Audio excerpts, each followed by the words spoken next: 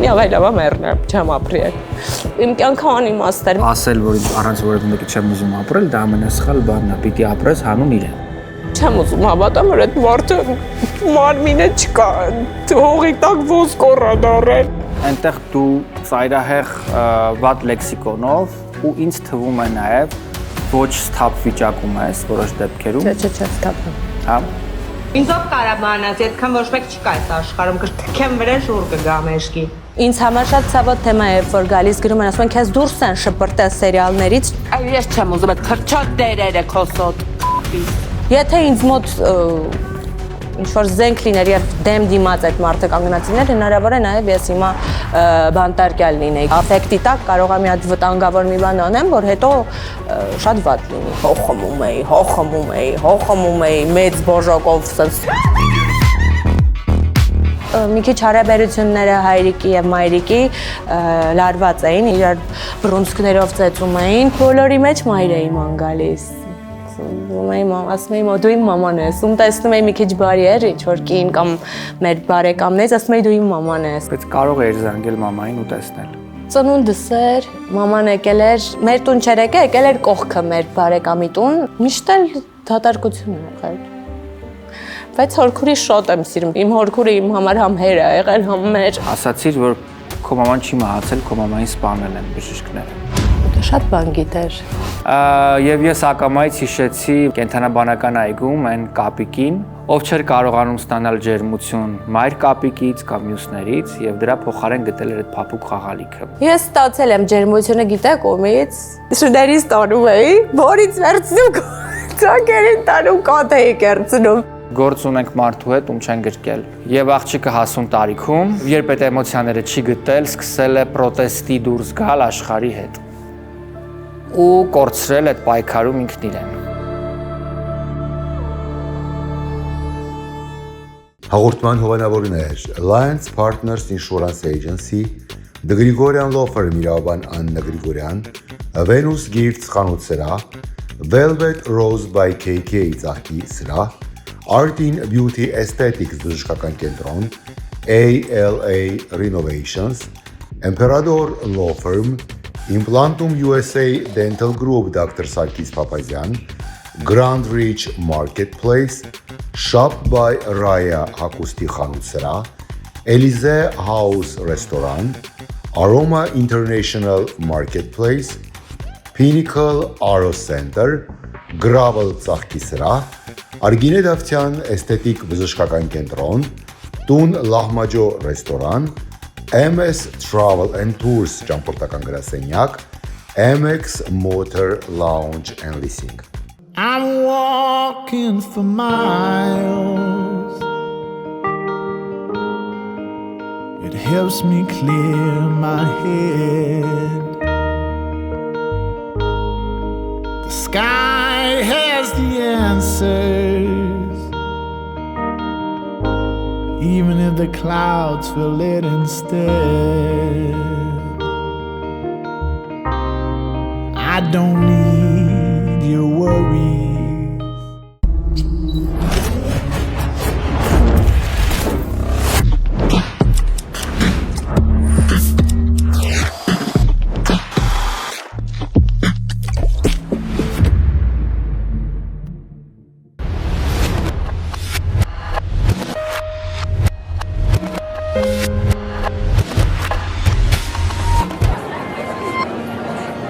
The story you're about to hear is true. Ողջույն, դուք դիտում եք Տետատետի Երևանյան եթերաշրջանը։ Մենք շարունակում ենք նկարահանել Երևանյան մեր տաղավարներում հետաքրքիր զրույցներ եւ ամենակարևորը մարդու հոգուն նայող հարցազրույցներ, որը մեզ համար ամենակարևորն է։ Այսօրվա իմ հյուրը հայկական մեդիայի վերջին շրջանի ամենասկանդալային դեմքերից մեկն է։ Նրա մասնակցությամբ ամենատարբեր տեսանյութեր վիրուսային տարածում են գտնում եւ քննարկվում ոչ միայն հանրապետական մամուլում, այլ նաեւ մարդկանց խոհանոցներում։ Իմ այսօրվա հյուրը դերասանուհի Դիանա Տորեսն է։ Ինչպես արդեն հասկացաք, նրա մասնակցությամբ տեսանյութերի պատճառով նա ձեռք է բերել սկանդալային դերասանուհու համբավ, ու մասնակցությամբ տեսանյութերը քննարկվում են ոչ միայն հանրապետական մամուլում, այլ նաև մարդկանց խոհանոցներում։ Մեր նպատակը մեկն է ոչ թե հրահրել եւս մեկ սկանդալ, այլ հակառակը։ Հասկանալ, թե ինչու է աղջիկը նման վարքագիծ ցուցաբերում եւ ինչ է իրականում նրա հոգում կատարվում։ Ողջույն Դիանա։ Բարև ձեզ։ Շատ ուրախ եմ, որ ընդունել ես զրույցի իմ առաջարկը։ Մեր նախնական զրույցի ընթացքում Երևանի սրճարաններից մեկում ես հաճելիորեն զարմացա եւ անգամ հուզվեցի քեզ հետ միասին քո էմոցիոնալ եւ դժվար կյանքի պատճառով։ Ես շատ եմ ուզում, որ մենք տանք այն բոլոր օթում կախված հարցերին այսօր պատասխաններ, ու շատ եմ ուզում, որ քեզ ճանաչենք ու հասկանանք, թե ինչու ես դու այսօր այսպիսի վարքագծով։ Բարև ձեզ, ես էլ եմ շատ շնորհակալ հրավերի համար։ Ինչ ասեմ։ Մի հուզվի, մի լարվի, արի փորձենք հասկանալ։ Դիանա, նախ առաջին հերթին, գիտես, քեզ պիտի հարցնեմ այն տեսանյութերի մասին, որոնք քո մասնակցությամբ տարածում են գտել։ TikTok-ում եւ այլն, այնտեղ դու ծայրահեղ վատ լեքսիկոնով ու ինձ թվում է նաեւ ոչ սթափ վիճակում ես որոշ դեպքերում։ Չէ, սթափ եմ։ Հա։ Ինչու ես այդտեղ տենց ծայրահեղ էմոցիոնալ։ Որովհետև գալիս են այնպիսի բաներ են գրում որոշակի մարդկանց խումբ եւ ասեմ ավելին fake էջերով նմանատիպ մարդկանց ինչ կարող ես պատասխանել։ Պատասխանել այն պատասխանը, ինչը որ ուզում են լսել։ Գալիս են հրահրում են, որպեսզի դու էլ զայրացած ես լինում, պահի տակ եւ ստացվում է։ Ես ուզում եմ ասել, որ միտում չեմ ունեցել ոչ ոքի վիրավորելու եւ առհասարակ ես բոլոր մարդկանց ես սիրում եմ։ Ճիշտ է, չի լինում, որ բոլորին սիրես կամ բոլորի համար լավը լինես, բայց ես բոլոր մարդկանց ինչքան էլ վատ կողմեր ունենան, լավն եմ փորձում գտնել դրական կողմերը մարդկանց։ Պարզապես այդ պահին ստացվեց այդպես, որ որոշակի խումբ մարդկանց եկան եւ ես ինձ համար ոնց միշտ TikTok-ի լայվերում մտնում եմ իմ կոնտենտը երգելն է։ Ես մտնում եմ, ինձ համար երգում եմ խելոք, ոչ որևէ մեկին կպնում եմ, ոչ ավելորդություններ եմ ինձ թույլ տվել։ Այդ պարագայում, երբ որ այդ միջադեպը ստացվեց տհաճ, գիտեք Մհեր ջան, ոնց որ որոշակի խումբ մարդկանց դիտավորյալ հրահրեին եւ գծագրած այդպես, որպես ինձ նկարեն եւ մարդկանց աչքից գցեն։ Եվ իրենց մոտ չեմ կարող ասել ստացվեց թե ոչ, ես կարծում եմ, որ ինձ ճանաչող մարդիկ, ովքեր ինձ սիրում են ու ովքեր ինձ ռեալ ճանաչում են, այդ մարդիկ, ովքեր որ նման քայլի են դիմել, ինձ չեն ճանաչում, ընդհանրապես։ Դիանա, տես ոչ մեկ քեզ գաղտնի չի նկարահանել եւ որևէ մեկը քեզ պատահաբար չի գցել նման իրավիճակում։ Ուղղակի լայվի ընթացքում քեզ հարց են տվել, որի արդյունքում դու հայոյախառն լեքսիկոնով եւ ինձ թվում է նաեւ որոշ դեպքերում ոչ սթափ վիճակում ինչ որ պատասխաններ ես տվել։ Այս դեպքում կարող է փորձենք մենք սխալը գտնել այլ բանի մեջ, պատճառները գտնել այլ բանի մեջ, այլ մարդկանց մեղադրել, որ քեզ հրահրել են, որովհետև ամեն քայլափոխի մաս յուրաքանչյուր մարդ կարող է հրահրել, բայց դու կենտրոնական հեռուստաալիքի, ամենառեյթինգային հեռուստաալիքի, ամենառեյթինգային հեռուստասերիալների գլխավոր կամ երբեմն նաև երկրորդական դերերում ես հանդես եկել։ Տես դու ինչ որ բանով պիտի տարբերվես, չէ՞, այլ TikToker-ներից, ովքեր չունեն պատասխանատվության զգացում մեդիայի առաջ։ Ինչու պիտի երիտասարդ ու հաջողակ դերասանուհին նման լայվեր ունենա։ Լավ։ Նայ, հիմա մենք շանս ունենք մարդկանց բացատրելու, թե ինչա քո ներաշխարհում կատարվում։ Ես որևէ կերպով, որևէ մեղավորության սլակ չեմ ուզում ուղղել դեպի քեզ, այլ հակառակը, ունեմ չափազանց մեծ համակրանք քո խենթ կերպարի նկատմամբ եւ իմ նպատակն եմ հիմա այս հարցազրույցով համարում մարդկանց բացատրել, թե այս աղջկա ներաշխարհում ինչա կատարվում, եկեք չմեղադրենք, Թորիկ է։ այլ փորձենք հասկանալ ու օգնել այս աղջկան։ Իրականում եկեք լավ խոսենք այդ տեսանյութերի մասին, ես հիմա կասեմ։ Ես այդ շրջանում այնպես չէր, որ զայրացած էի, բայց այնպես էլ չէր, որ շատ լավ հոգեվիճակում էի գտնվում։ Այսինքն ես ունեմ հիմա հանգստի շրջանում եմ, ինչպես տեսնում եք, ես ոչ մի նախագծում չեմ նկարահանվում, բայց այնպես չի, որ չեմ ուզում։ Եվ այնպես էլ չի, որ այդպես վատ եմ ինձ զգում, էլի տանն էլ հանգիստ է, հանգստանում եմ, պատրաստվում եմ ավելի լավին։ Աստված միշտ ասում է, եթե մի դուռ փակ է, ուրեմն ավելի լավ դուռ է քեզ սպասվում, որ դու պիտի մտնես ավելի լավ դռնով։ Ես ինձ համար իմ լայվերը մտնում երգում հանգիստ, ինձ համար եւ մարդիկ կան գալիս են ֆեյք էջերով, չեմ կարող ասել, կարող է եւ ծանոթի ֆեյք է, ծանոթներ են։ Գալիս են գրում են քեզ շպրտել են դուրս TV-ներից, դրա համար եկել ես լայվի դիմաց նստում ես, քեզ շպրտել են դուրս, նմանատիպ, բացի դա ծնող են կպել ծնողներին, որ ընդհանրապես չեն ճանաչում եւ իմ ծնողները մահացած են, ինչպես չգիտեմ, տեղյակ եք թե ոչ, տեղյակ եք։ Եվ իմ կարծիքով, եթե այդ գրողներից որևէ մեկի թեկուզ ոչ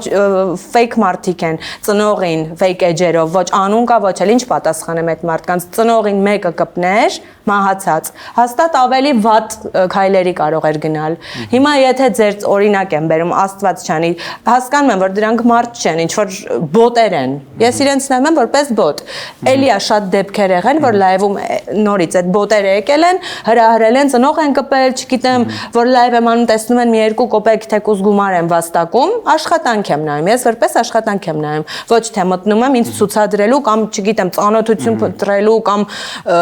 անձնական ինչ որ դա ինձ համար ես նայում եմ, որպես ես հիմա չեմ նկարվում որևէ պրոյեկտում, աշխատում եմ այդտեղ, քանի որ ես չեմ ցանկանում գնալ դուրսը, չգիտեմ, նեղվում եմ շատ բաներից խնդիրներ ունեմ որևէ աշխատանք փնտրելու, սպասում եմ ինչ որ առաջարկ լինի ինձ համապատասխան։ Հիմա քեզ մոտ դժվար ֆինանսական շրջան է։ Այո, ինձ մոտ չեմ թաքցնի, դժվար ֆինանսական շրջան է եւ ինձ պետք է աշխատել։ Այնպես չի, որ շատ ծանր է, բայց ես ունեմ իմ հարցերը, որոնց պիտի լուծում տրվի, ճիշտ է։ Ես ունեմ իմ խնդիրները, Եվ լուծումը այդպես ես գտնում, տենց էպոտաժային լայվեր անելու։ Էպոտաժային չէ, Մհեր ջան, մարդիկ գալիս են եւ չեն մտածում ինչ են գրում, բայց ես հասկացա, որ դրանք մարդ չեն։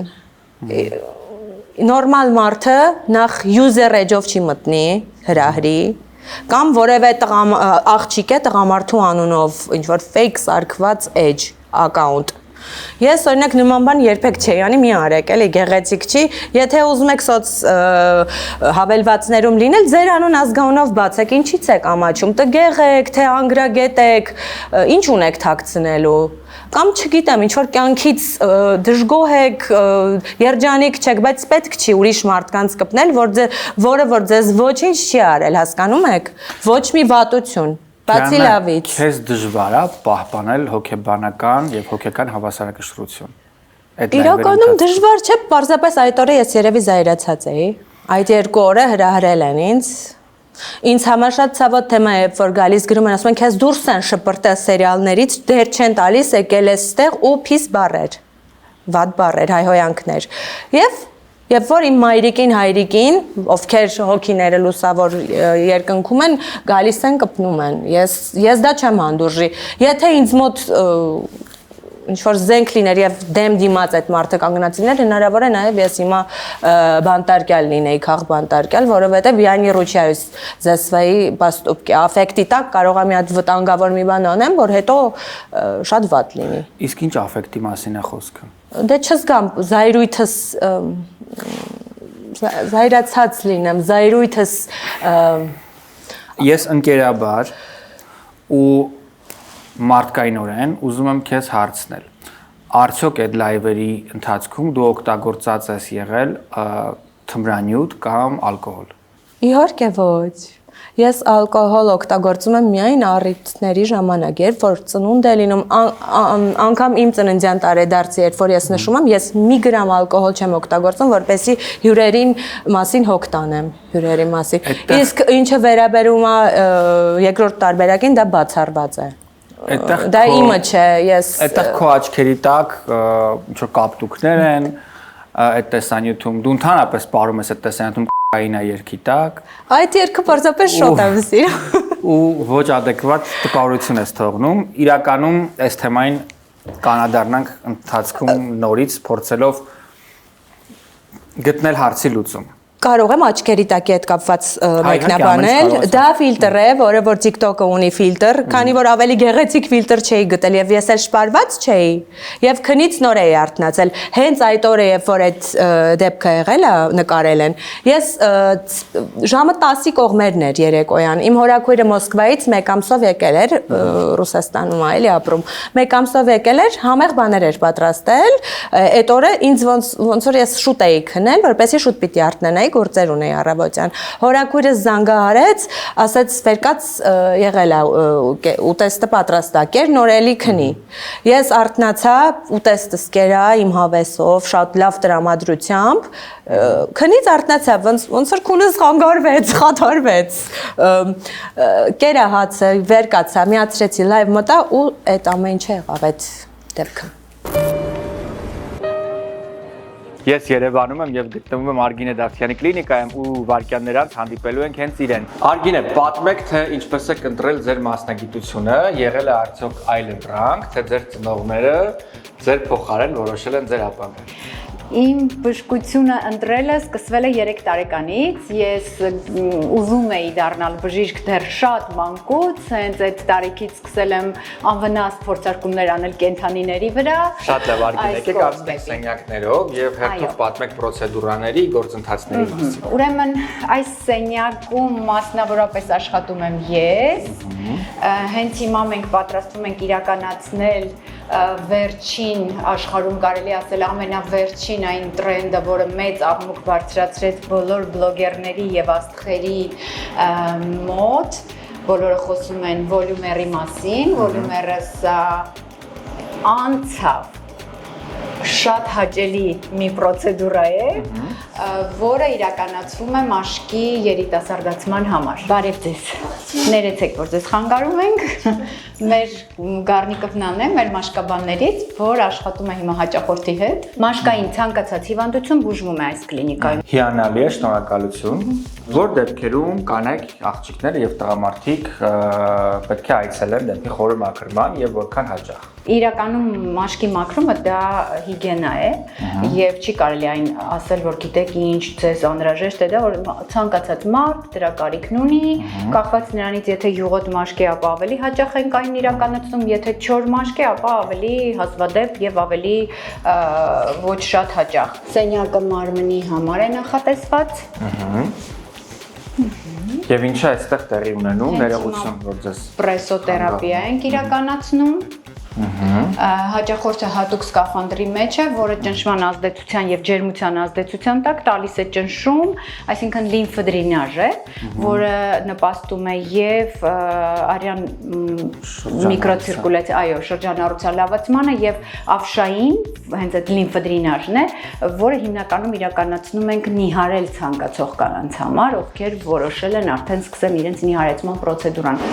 Այստեղ մեր մոտ լազերային մազահեռացումն է, կարծում եմ ցանկացած էսթետիկ կլինիկայում պարտադիր է, որ ունենանք այս սենյակը։ Այստեղ մենք հանդիպում ենք ձեր ուսանողուհիներին, ովքեր այստեղ ստանում են արդեն կրթություն գործնական։ Այո։ Արգինե Դավթյան էսթետիկ դպրոցը վաղուց է հիմնվել։ Մենք ունենք 2 ուղղվածություն՝ բուժքույրերին, որոնք վերապատրաստվում են որպես կոսմետոլոգներ, եւ բժիշկներին, ովքեր ինստիտուտը ավարտելուց, արտինատուրան ավարտելուց հետո գալիս են մեզ մոտ եւ վերապատրաստվում են որպես բժիշկ էսթետիստներ։ Մեր Աշխեն Զաքոյանն է, ով երկար տարիների փորձ ունի մաշկաբանության մեջ։ Ինչ եք կատարում, դոկտոր ջան, պապիլոմաների հեռացում։ Այս այն բոլոր մաշկային են պապիլոմաներ, գործնուկներ եւ այլն, այդ հեռացումները իրականացնում է մեր Զաքոյանը եւ մեր վերջին սրահը վիրահատարանն է, իհարկե եթե բուժքույրը տեսնի մենք այս հագուստով մտել ենք վիրահատարան, բայց այնուամենայնիվ այստեղ իրականացնում ենք այն վիրահատական միջամտությունները, մազերի փոխպատվաստում, էնդոլիֆտ, լիպոսակցիաներ, բլեֆարոպլաստիկաներ, իրականացում է այստեղ։ Արգինե Դավթյանը սիրահարված է իր աշխատանքին, ինչը երևի թե անզեն աչքով անգամ երևում է։ Եվ երբ մարդը սիրով է երկար տարիներ անում իր աշխատանքը, ապա նման արդյունք չլինել պարզապես չէր կարող։ Այցելեք այս կլինիկա, կոորդինատները ձեր էկրաններին են։ Մեզ հետևող կանայք ու աղջիկներն արդեն գիտեն, որ Shop by Ryan լավագույն վայրերից մեկն է գնելու համար իրենց տոնական եւ ոչ միայն տոնական, այլ նաեւ աշխատանքային եւ առօրյա հագուստները։ Shop by Ryan-ում դուք կգտնեք լավագույն երեկոյան եւ ոչ միայն երեկոյան, այլ նաեւ casual հագուստներ ամենատարբեր չափսերի, ամենատարբեր միջոցառումների եւ առհասարակ ամենատարբեր տրամադրությունների համար։ Յուրաքանչյուր կին գեղեցիկ է, բայց այլ ավելի գեղեցիկ է դառնում, երբ ընտրում է ճիշտ զգեստ։ Այստեղ ձեզ կօգնեն ընտրել ճիշտ զգեստ։ Այցելելով Instagram-յան այս էջը կգտնեք նաև on-line տարբերակներ, թե ինչպես կարելի է գնումներ կատարել։ Այդ գնումները կատարում են նաև հայտնի մարդիկ օգտվելով հենց Shop by Ryan հագուստներից։ Օգտվեք նաև դուք։ Էմպերադոր իրավաբանական գրասենյակում ենք, որտեղ շատ հաճախ մեր հայրենակիցները ստանում են իրենց լավ լուրերը կապված եւ միգրացիոն հարցերի հետ եւ ամուսնության ու բաժանման հետ կապված։ Մի խոսքով այն ամեն ինչ սովորաբար պատահում է մարդու կյանքում, այստեղ գտնում է մասնագիտական լուծում։ Ինձ հետ միասին այսօր համահիմնադիրներից մեկն է Լուսինե Պապյանը։ Բարև Մեհեր ջան։ Լուսի ջան, ողջույն, շնորհակալ եմ, որ ժամանակ ես գտել։ Լուսի, ինչով է զբաղվում Էմպերադորը։ Էմպերադոր Law Firm-ը ունի իրավունքի 4 ճյուղ։ Մենք զբաղվում ենք իմիգրացիոն հարցերով, մարմնական վնասվածքներով, անհատական վնասվածքներ, նույն ինքը personal injury, employment law, գործատուի եւ աշխատողի խախտված իրավունքներ եւ family law, բաժանություն, խնամակալություն, restraining order-ներ եւ տարատեսակ ընտանեկան վեճեր։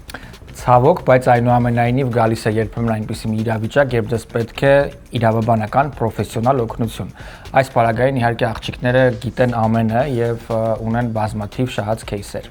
Այսօր եւս ուրախալի օր է, Լուսին փայլում է երջանկությունից, որովհետեւ օգնել է մեր հայրենակիցներից մեկին հենց քորթում եւ լավ դորությամբ, հա։ Այո, դատարանում ունենք հաղթանակ եւ ինչի է երկակի այս նորությունը ինձ համար ուրախալի, որովհետեւ կա տեղեկատվություն, որ այժմ դատավորները չեն հաստատում քեյսերը, դա այդպես չէ, շտապում եմ տեղեկացնել, իհարկե դատախազները ավելի խստապահանջ են այս օրերին, սակայն հաստատումներ կան եւ ուրախությունս երկակի է, ինչու որովհետեւ եկա գրասենյակ, երակի կարող ասեի, հա, եւ ունեցանք 2 green card-ի հաստատում ամուսնության հիման վրա եւ ընտանիքի վերամիավորում նող, սա էլ է ուրախություն, որովհետև կար նորից սխալ տեսակետ, որ 75 երկրների ցանկը, որում կա նաև Հայաստանը, վերաբերվում է ոչ միայն Ամերիկայից դուրս գտնվող իմիգրացիոն վիզաների համար, այլ նաև երկրի ներսում, ոչ այդպես չէ, ունենք հաստատում, միգուցե երկարում են հարցազրույցի պատասխանները, իհարկե դա մենք նույնպես նկատում ենք, սակայն հաստատումներ լինում են եւ այսօր տրամադրությունս աննկարագրելի բարձր է։ Հիմա բոլոր նրանք, ովքեր ունեն միգրացիոն խնդիրներ եւ չգիտեին դեռ Էմպերադորի մասին, վստահ եմ էկրանների առաջ ասելու են, բայց ուր էին մեր աղջիկները, չկային եւ այլն։ Եկեք ես գրասենյակ, զանգահարեք ես հեռախոսահամարով, այստեղ շատ ջերմ, ընկերական, բայց պրոֆեսիոնալ նաեւ մթնոլորտ է, վստահ եմ ձեզ կլսեն, կօգնեն եւ գործը կհասցնեն ավարտին։ Շնորհակալություն Մեհեր ջան։ Ես հակված եմ մտածել, որ մենք գալիս ենք մանկությունից եւ մեր մանկության յուրաքանչյուր տրավմա հասուն տարիքում մեր վրա ազդում է։ Եվ եթե մենք ունենում ենք ստապ մտածելակերպ այդ ամեն ինչը վերապրելու, ապա ամեն ինչ համեմատաբար ավելի լավ է լինում։ Բայց երբ չենք կարողանում վերապրել մեր կորուստները, ցավերը, մանկական տրավմաները, դրանում որևէ մեկին մեղադրել չես կարող եւ մարդը իր հետ իր բեռն է տանում։ Եվ շատ հաճախ ոչ adekvat, էմոցիոնալ, ծայրաստիճան, էմոցիոնալ կամ իրականությունը հերքող վարքագիծը երբեմն գալիս է հենց դրանից։ Դու շատ վաղ տարիքում կորցրել ես մայրիկիդ։ Եթե չեմ սխալվում 8 տարեկան ես, չէ՞ եղել այդ ժամանակ։ Ահա։ Կարող է մի քիչ մեծ լինեմ, ուղղակի չեմ հիշում։ Հիշում ես այդ օրերը, երբ մայրիկին առհասարակ այդ լուրը երբ առաջին անգամ լսեցիր։ Մենք Մոսկվա էինք տեղափոխվել այդ ժամանակ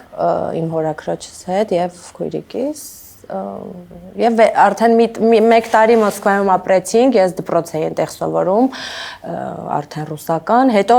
նորից վերադարձանք մեր տունը, բիզնեսները այնտեղ ինչ որ հորաքույրս ուներ, թողեցինք այնտեղ, վերադարձանք նորից մեր տուն։ Եվ երբ որ վերադարձանք, այդ ժամանակ արդեն իմացա, որ մահացել է մաման։ Դու այդ վերջին օրին մամայի հետ չես եղել։ Չէ, ես Մոսկվայում եմ դպրոց էի սովորում այնտեղ 5-րդ դասարան էի։ Իսկ կապվածությունը մեծ էի, չէ 8-ից ուրեմն։ Իսկ կապվածությունը մեծ էր մամայի հետ քո։ Թե տարածության եւ հեռավորության պատճառով այնուամենայնիվ հարաբերությունները սառն էին։ Սառը չէին, չէ, շատ կապվածությունը մեծ էր։ Ես հիշում եմ մինչև այսօր, որ մայրս նվագում էր միշտ ու ինձ էլ ասում էր վեր կաց կանգնի երգի։ 3-4 տարեկան էի, անգիր հիշում եմ։ Հետո մաման ինձ սովորացնում էր իր սենյակում դաշնամուր կար, իր տան, հայրական տան սենյակում, միշտ նվագում էր, ինձ ասում էր լսի, ինձ նվագել էր սովորեցնում։ Սաբաջի վալսը հայերեն ինչպես է։ Այդ պրեիզվիդենիան մինչև հիմա երևի 2 տարեկանում մաման սովորացրել է, ես հիշում եմ 2 տարեկան էի, այտենց փոքր։ Մաման դաշնակահարու է, կոնսերվատորիան ավարտել։ Եվ հիշում եմ, ամեն ինչ էլ հիշում եմ, համեղ բաներ էր պատրաստում ուտեստներ, շատ գեղեցիկ էր, շատ լավ հիշում եմ։ Պարզապես մի քիչ հարաբերությունները հայրիկի եւ մայրիկի լարված էին ինչ-ինչ խնդիրներով եւ ոնց ասեմ, մաման գնացել էր իր հայրիկի տուն, papan մեր տունն էր, բայց ես մամայի տանն էի լինում, մինչեւ 4 տարեկան 5 մաման է ինձ իմ մասին հոգ տարել խնամել, հետո արդեն երևի արդեն իրանք խնդիրներ էին անձնական, ես չգիտեմ ինչի պատճառով վեճեր էր միշտ լինում իրար հետ, կամ խանդի տեսահողի հետ էր կապված, ես այդպես եմ ֆիքսել, ես շատ փոքր էի, էլի, բայց հիշում եմ, որ մյանց հետ ծեծում էին իրար կռիվներ, մի անգամ,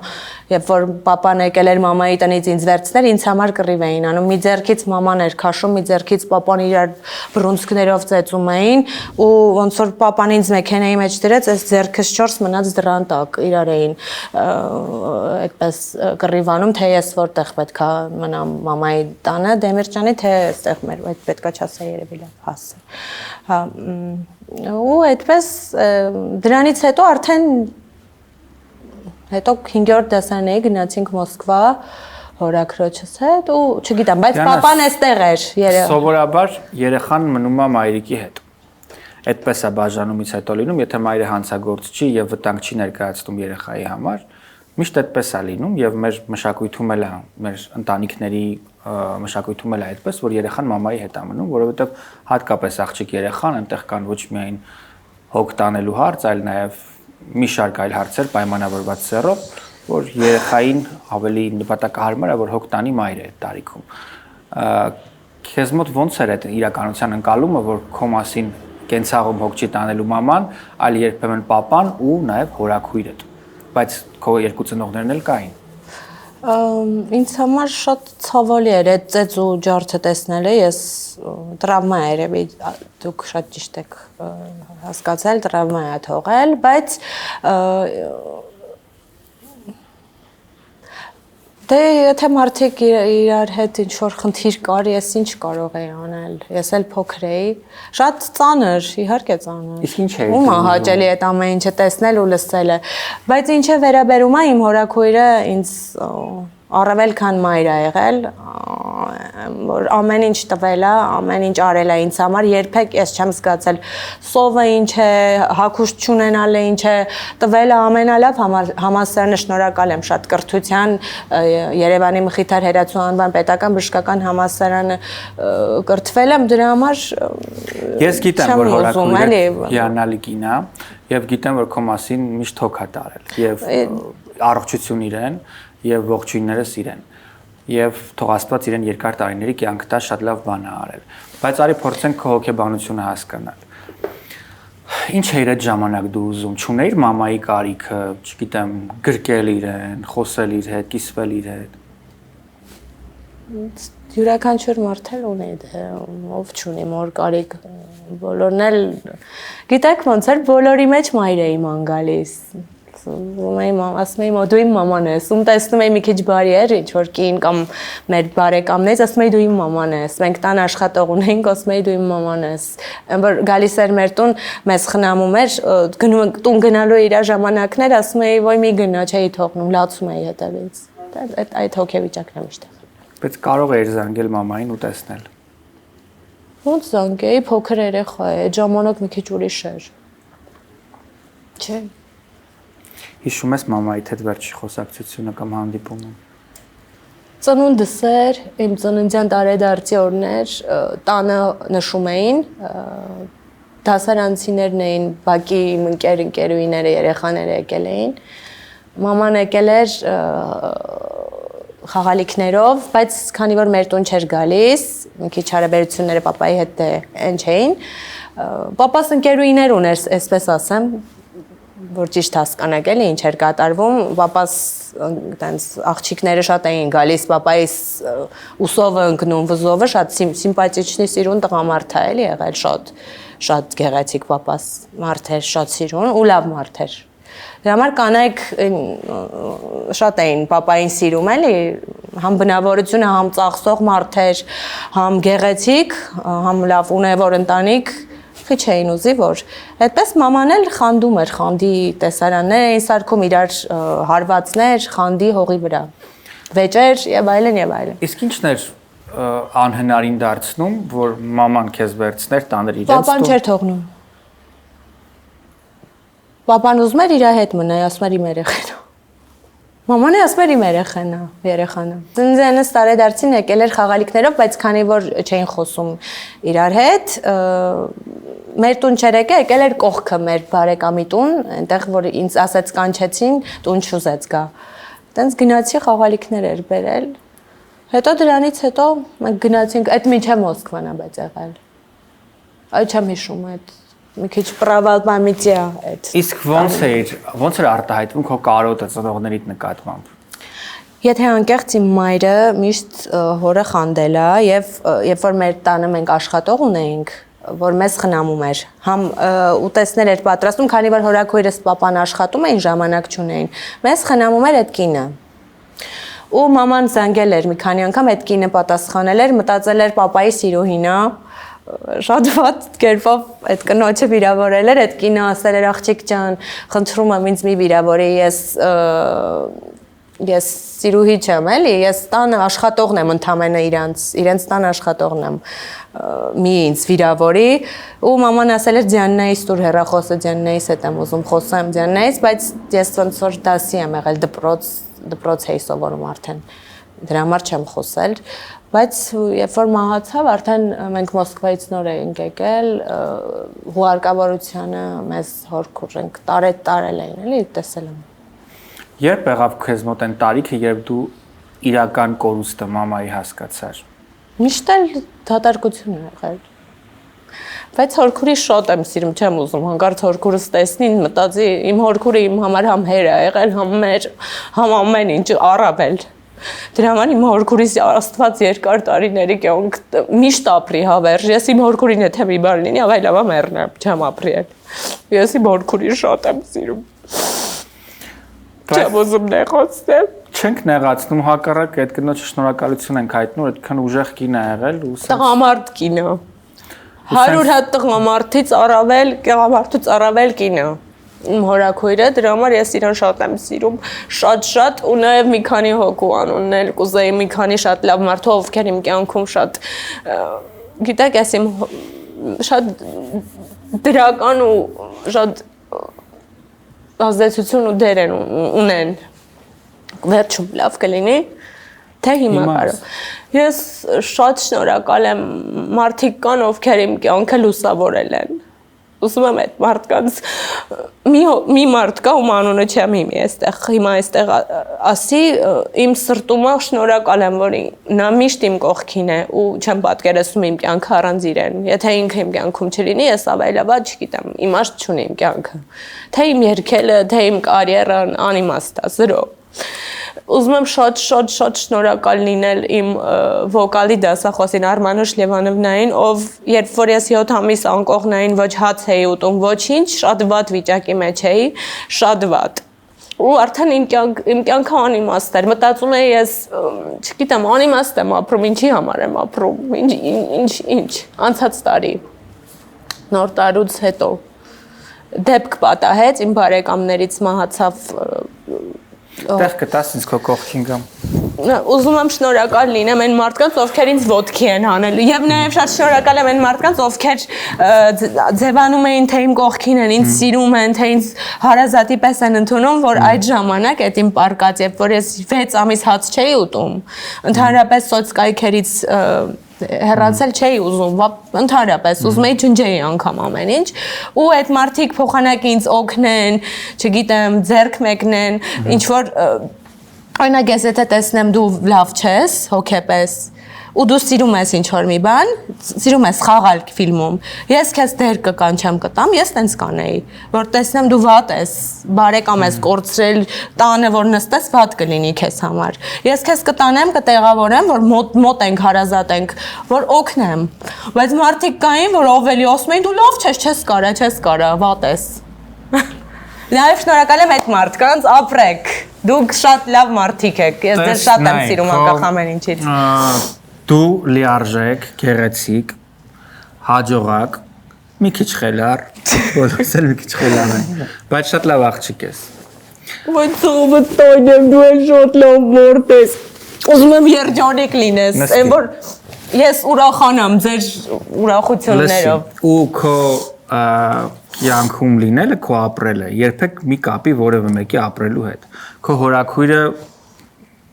իր парք իրեն ու առողջություն իրեն։ Ես չեմ պատկերացնում առանց իրան եկա մի քանի հոգու իմ կյանքում։ Շատ լավ, չեմ ուզում բայց դու ապրեմ։ արդեն մեծացել ես եւ ընդհանրապես չեմ ուզում ապրել։ Եվ մոռացիր չեմ ուզում ապրել կամ կյանքս չեմ պատկերացնում, չես պարավել, նույն տարիքի։ Եվ հասկացի, որ դու չես կարող քո կյանքը եւ քո կյանքի տևողությունը, քո լիարժեք լինելը կապել որևէ մեկի կյանքի հետ։ Առհասարակ կյանքն ունի իր կանոնները եւ ասել, որ առանց որևէ մեկի չեմ ուզում ապրել, դա ամենասխալ բանն է, պիտի ապրես հանուն իրենց։ Բայց անիմաստ կլինի։ Հանուն իրենց։ Հանուն իրենց պիտի ապրես։ Մենք գտնվում ենք Երևանի ամենակենտրոնում, հյուսիսային պողոտայում, այս շենքը փարաջանովյան մոտիվներով գիտեն բոլորը։ Բայց էլ ավելի վաղ ժամանակներից բոլորը գիտեն, որ այս շենքի ներքևում գտնվում է լեգենդար տուն Լահմաջոն, որը բոլորիս ամենասիրելին է։ Լեգենդար տուն Լահմաջոն այժմ վաղուց արդեն ներկայացված է Լոս Անջելեսի Բուրբենք քաղաքում եւ բոլորը գիտեն, երբ կարոտում են Հայաստանն ու Երևանի համը, թե ուր պիտի գնան։ Հենց այս հասցեով Բուրբենքի տուն Լահմաջոյով։ Առաջարկում եմ տեսնել նաեւ հավանաբար նոր բացված հատվածը, միասին եկեք տեսնենք, թե ինչպիսին է տուն Լահմաջոն։ Հիմա խախտում ենք անում եւ անցնում ենք։ Այս հատվածը հավանաբար նոր է։ Այստեղ պատրաստվում են տուն Լահմաջոյի ամենահամեղ լահմաջոնները, որոնք անգամ այս տարիների ընթացքում, երբ ընկերացել եմ այդ գեղեցիկ ընտանիքի հետ, միևնույնն է անգամ ինձ չեն ասում, թե որն է գաղտնիքը։ Բայց բացի այդ կա նաև իսկական հայկական խոհանոց, որը կարող եք համտեսել։ Տուն Լահմաջոն առհասարակ առանձնանում է ոչ միայն ուտելիքի բաղադրիչների լավագույն հումքով, այլ նաև կրեատիվ մոտեցմամբ հայկական խոհանոցի։ Այստեղ կարող եք գտնել ամենահամեղ հայկական ուտեստները, բայց ուրույն ձեռագրով։ Սա տուն Լահմաջոյի պատմական հատվածն է։ Այն սկսվել է փոքրիկ երևի թե կարելի ասել տան բիզնեսից, այս շենքի բնակիչներ են մինչև այժմ այս բիզնեսի հիմնադիր ընտանիքը եւ պարզապես տան մի սենյակից սկսվել է այս ընտանեկան բիզնեսը։ Եվ քանի որ այն ընտանեկան է, հենց այդ ընտանիքի մոտեցմամբ էլ բիզնեսը վերաբերվում է իր յուրաքանչյուր հաճախորդին, թե Երևանում, թե Լոս Անջելեսի Բուրբենք քաղաքում։ Հետագայում բնականաբար ընդլայնվելով այդ ընտանեկան ջերմությունը չի բացակայում ու չի կորում։ Մեր հաղորդումների ներքևի հատվածում մեկնաբանություններից բոլոր ժամանակներում, բոլոր թողարկումներում ինձ համար ամենահետաքրքիր եւ ամենազավեշտալի մեկնաբանությունը եղել է կապված Venus Gifts-ի հետ։ Մեր օգտատերերից մեկը նշել էր, որ այցելելով Միացյալ Նահանգներ տեսարժան վայրերից առաջինը այցելելու է Venus Gifts խանութ սրահ։ Եվ ամիսներ անց մի օր ստանում ենք նամակ այն մասին, որ նա իրականում հենց այստեղ է Լոս Անջելեսում եւ այցելել է Venus Gifts։ Venus Gifts-ում ներկայացված է նաև Hermes եւ Saint Louis ապրանքանիշը, որոնք համագործակցում են արդեն երկար տարիներ եւ առաջարկում են ճենապակյա, հաղճապակյա եւ ընդհանրապես բյուրեղապակյա լավագույն սպասքը, հուշանվերները եւ առհասարակ ընտանեկան կամ տան պարագաները։ Այստեղ ներկայացված տեսականին պիտի նշենք, որ անզուգական եւ ամենանոր տեսականին է, միևնույն ժամանակ մշտապես պահպանելով ավանդականը եւ այն ամենը, ինչ մարդիկ սովոր են հասկանալ ասելով Սեն Լուի կամ Հերմես ապրանքանիշ։ Այցելելով Վենուս Gift դուք կծանոթանաք ոչ միայն հենց այս նշված ապրանքանիշերի, այլ նաև օրինակ, չգիտեմ, Բակարայի, նաև Քրիստոֆ Լի եւ այլ ապրանքանիշերի ամենավառ տեսականիներին հասցեն եւ հեռախոսահամարը հավանաբար հիշել պետք է չէ, որովհետեւ բոլորը ավելի քան 3 տասնամյակ է գիտեն Venus Gift-ի հասցեն եւ տեղը, բայց այնուամենայնիվ վերհիշելու համար թողնում են կոորդինատները։ Օրեր առաջ Velvet Rose ծաղկի սրահը իր հյուրընկալ դռներն է բացել Granada Hills-ում եւ հարակից քաղաքներում բնակվող մեր հայրենակիցների համար։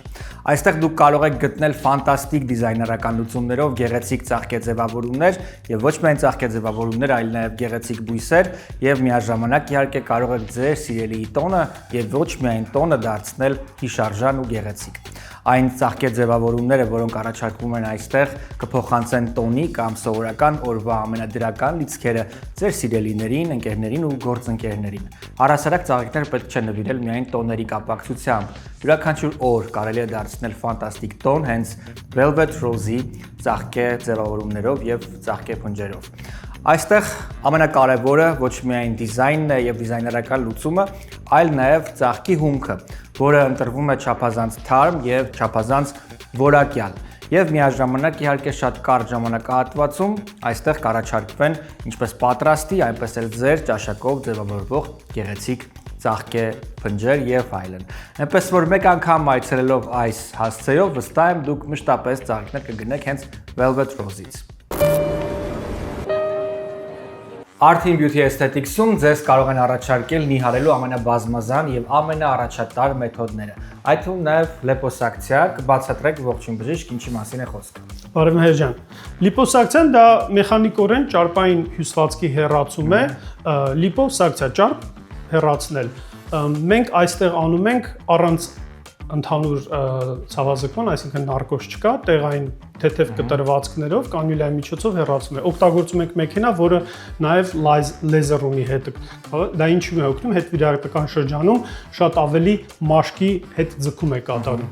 Հիմա շատ ակտուալ է թեման լիպոսակցիա ինչ առումով, այս վերջերս ներարկումների բանի հետ կապված մարդիկ քաշ են գցում, բայց ինչ է կատարում, ընդհանուր իրենց քաշը իջնում է, բայց մարմնի որոշակի մասերում մնում են շատ տգեղ, այն առումով տգեղ, չեմ ուզում այդ բառը օգտագործել, ոչ սիմետրիկ ճարպային կուտակումներ, որոնք ինչքան էլ նիհարում ես, երբ որ մի քիչ ինչ որ բան ես հագնում, գեղեցիկ չի նայում, լինի դա կրկնակզակը, լինի թևերի այս մասերը, լինի փորը եւ այս կողքերը։ Շատ կարևոր է վերցնեք ժամադրություն եւ մենք խոսենք դրա մասին, որտեղ ամեն հաճախորդ չի, որ դա մեր ճիշտ հաճախորդն է։ Շատ անգամ ես ասում եմ, դուք պետք է գնաք վիրահատորեն, պլաստիկ վիրաբույժը նաեւ մաշկի հեռացում կատարի։ Բայց ունենք շատ լավ արդյունքներ եւ խնդրում եմ գնացեք ճիշտ մասնագետի մոտ, որ ձեզ ճիշտ խորհուրդ տան այդ հարցը։ Եկեք ճիշտ մասնագետի մոտ, Art in Beauty Aesthetics-ում պրոֆեսիոնալ բժիշկ է աշխատում եւ մեծ եւ հետաքրքիր թիմ, այցելեք եւ կհամոզվեք։ Ինչ որ տարիքում, երբ արդեն ուսանող ես, papan հեռանում է քո կյանքից։ Դա եւս քո կյանքի ամենաբարդ հարվածներից մեկն է լինում։ Դա ինչպես ես կարողանում վերապրել։ Ես չեմ հավատում։ Ինձ թվում է papan կա, papan հաճախ գնում էր երկրից դուրս ու ինձ գիտեք հիմա ինչա թվում, ինձ թվում է papan գնացել է Դագիստան ընկերներ ուներ շատ, Մախաչկալա, շատ մեծ շրջապատ հորաքրոջ հետ ունեն այնտեղ։ Ինձ թվում է իմ papan Դագիստանում է ու գալու է։ Ես որ հիմա գնում եմ գերեզման, ես չեմ պատկերացնում, որ իմ papan այնտեղ հողի տակ պարկած է, չեմ հավատում, չեմ ուզում հավատալ դրա համար, մեկ ինձ ասում են դու գերեզմաններ ու շուշ ես գնում, ես որովհետև չեմ ուզում հավատամ, որ այդ մարդը մարմինը չկա, հողի տակ ոսկոր է դառել, դրա համար չեմ ուզում հավատամ։ Հորաթույրը։ Պապայի հետ մի քիչ ճիշտ ասած, երբ որ papan մահացավ, այդ շրջանում ես մի քիչ ուսանողային շատ նյարդային էի, իմ քննությունները շատ դժվար էին։ Ես օր ու գիշերները չէի քնում։ Պարապում է այդ հերացու քննությունները, գիտեք, բժշկական ինչ դժվար է։ տարապում, դե ժողքի միջով 6 տարի անցել եմ այդ քննությունները, մինչև ավարտել եմ այդ համալսարանը, շատ եմ սիրում իհարկե իմ հերացին, ողջունում եմ բոլոր իմ ամենասիրելի դասախոսներին, շատ լավն էին, իսկապես ես շնորհակալ եմ ամեն մի իմ դասախոսին, ում մոտ սովորել եմ, որտեղ իրոք լավն էին։ Իրոք ինձ գիտելիք են տվել, իրոք շատ մարդկային մարդիկ էին, բայց նաև գիտեք, որ խիստ էր սովորել այնտեղ, ես տառապել, տանջվել եմ, նյարդային էի այդ շրջանում ես, շատ նյարդային էի ու պապաս էլ զուգահեռ այդ բժշկականի հետ երգի թատրոն էի թաքուն ընդունվել, պապանը չէր թողում, հորքուրն է ասում էին, ինչ երգչուհի, այդ դրանք, մենք, մի խոսքով այն ժամանակ գիտեք, ինչ բարոյականության հետ էին ապրեք։ Իմ պապան ասում էր, «Էդ էր մնում պակաս, ես եմ շաբաշ տալի վրեքները, բան, այն ժամանակ մի նեղացեք, տենց էր, այդպես էր»։ Իմ պապան այդպես էր մտածում, կանանց հետ կապված էլի, այնց հայկական մենտալիտետն է մեր։ Ու պապաս ասում էր, «Ոչ, դու ինչ երգես, չէ, ինչ երգես»։ Ասում էի, «Պապ ջան, անպայման չի, որ երգես, ուրեմն վատն ես, պետքա գնաս», ասում էր, «Վետերոկում է տամանում պակաս»։ Ասում էի, «Պապա ջան, ինչ վետերոկ, ես որ երգեմ, բեմերում կերգեմ»։ Ասում էր, «Չէ»։ Ասում էր, «Դե լավ, վերջում բայց արդեն բան չէր ասում, լսում էր, որ երգում էի»։ Բանը, ու հորքուրն է вообще կատեգորիկ դեմ էր, հորաքույրս ուզում էր, որ ես ստոմատոլոգ դառնայի, համփողոտ գործա,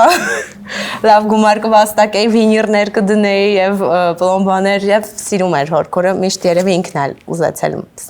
ստոմատոլոգ լինի։ Հետո իմ մայրական կողմի բարեկամները շատերը բժիշկներ են։ Հորքուրը ուզեցել է, որ մայրական կողմը երևի տեսնեմ, որ ես բժիշկ եմ, լավ մասնագիտություն ունեմ, ցիվիլ, հարգի խալաթ հոսպիտալ, դե միշտ հարգի է, չէ՞, բժշկի աշխատանք։ Հորքուրը ջերմ էր քո հետ։ Հորքուրս շատ լավ մարդ է, բայց ինքը մի քիչ իր խարակտերով բան է։ Խիստ է, հա, շատ խիստ է եղել միշտ։ Եվ խիստ է եղել իր մտածելակերպով, շոու բիզնեսի հետ կապված ինքը դու ապահով լինես եւ մեծանաս վտանգներից հեռու։ Այո, բայց ես չեմ հասկացել այդքան բանը, ես միշտ կռիվ եմ օրը ասել եմ, չեք թողում, չեք ուզում, բայց իմ լավի համար են, էլի պապան ուզեցել է, որ ես մանկավարժ լինեմ, մանկապարտեզի վարիչ կամ տնօրեն դպրոցի։ Հիմա հարցս ուրիշ բայց հորքուրը գրել է։ Հիմա հարցս ուրիշ բանի մասին է։ Յուրաքանչյուր մարդու պետքա ջերմություն, ծնողական կամ հարազատի ջերմություն, երբ չկա ծնողը։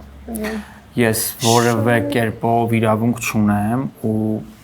ինձ թույլ էլ չեմ տա որևէ մեղադրանքներ ուղղել դեպի հորաքրոջ հետ, ով արել է անհնարինը, բայց ամեն դեպքում մեկը պիտի տար, չէ՞ քեզ այդ ջերմությունը։ Ես ստացել եմ ջերմությունը, գիտեք ումից։ Ես բակում ինչքան շոտ ձակեր ունենում, գնում էի կողքի բակերից, դպրոցից հենց դպրոցից վերջացնում էի, բուֆետի գուվարները, որ այդ պերերևի հավաքում էի, գնում էի սմետան կաթ էի վերցնում, ինչքան շներ ձակեր էին ունենում, կատուներ, մի խոսքով բակում ինչքան կենթարի կար ձակեր վերցնում էի, այս հորքուրս մի հատ ռոզվի տուն ունի, էլի մեծ կիսակառույց մեր տան կողքը, գնում էի այդ տան մեջ էի մտնում, շներից տանում էի, բորից վերցնում Ձակերին տանում կաթ էի կերծնում, շոր էի հագցնում շների հետ, բայց տնը չգիտեին, պապան հորքուրը գիտեին դասի է։ Մեկ փախնում էի դպրոցից։ Այսինքն դու միակ ջերմությունը ստանում էիր անտուն շներից։ Պահում էի, հետո գալիս էի կռիվ հորևոր այդ կողքի բակերից ասում էի, «Ես շատ ձակերին ով ա տորել»։ Այսինքն մարդկանցից տանում էի տուն, ուղղակի հորքուրը չէր թողի դե տանը այդքան շուն պահեի։ Մարդկանցից Դրանք ինչքան շներ եմ անուններ դրել պահել, լավ է չեմ խոսում։ I'm sorry, я много говорю всегда. Я вас люблю, да, всех. Գիտեմ, որ շատերը ինձ չեք սիրում, բայց պարտավոր եք սիրել, որովհետև ես լավ երեխա եմ, չէ՞, հերջան։ Զովտոնյ, ուխ։ Փաստորեն դու մարդկանցից չէիր ստանում ջերմություն, այլ ստանում էիր անտուն շներից։ Պոպոս տվել է ջերմություն, հորքուրն է չէ տվել են։ Չէ, ես հիմա անշնորհակալ մարդ կլինեմ, եթե ասեմ, որ չեմ ստացել։ Պապան մորպես եմ, որ հիվանդանում էի, դեղերը, հորքուրն էլ, չէ, լավ են պահել ինձ։ Չեմ ուրանա։ Բայց դե մամայս կուզեի լիներ, ովսուս է, շոտ տաղանդավոր էր, ընենց էր նվագում, հիմա ես ձեր դաշնամորին ենպես Արնո Բաբաջանյան կնվագեր, մի հատ Օրբելյան, բաղ կնվագեր, այսենց մենք էլ կվայել էինք, ունկնդրեինք։ Ձեանա մեր նախնական զրույցում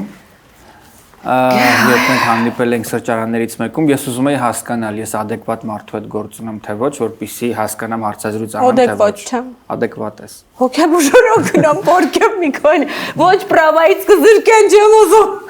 ոչ, ես ունեմ վարորդական իրավունք, որը ստացել եմ իմ ուղեղով, իմ խելքով, առանց որևէ ավելորդությունների հանձնել եմ, արդար քննություն, արդար է ժողովուրդ, դրա համար չէ,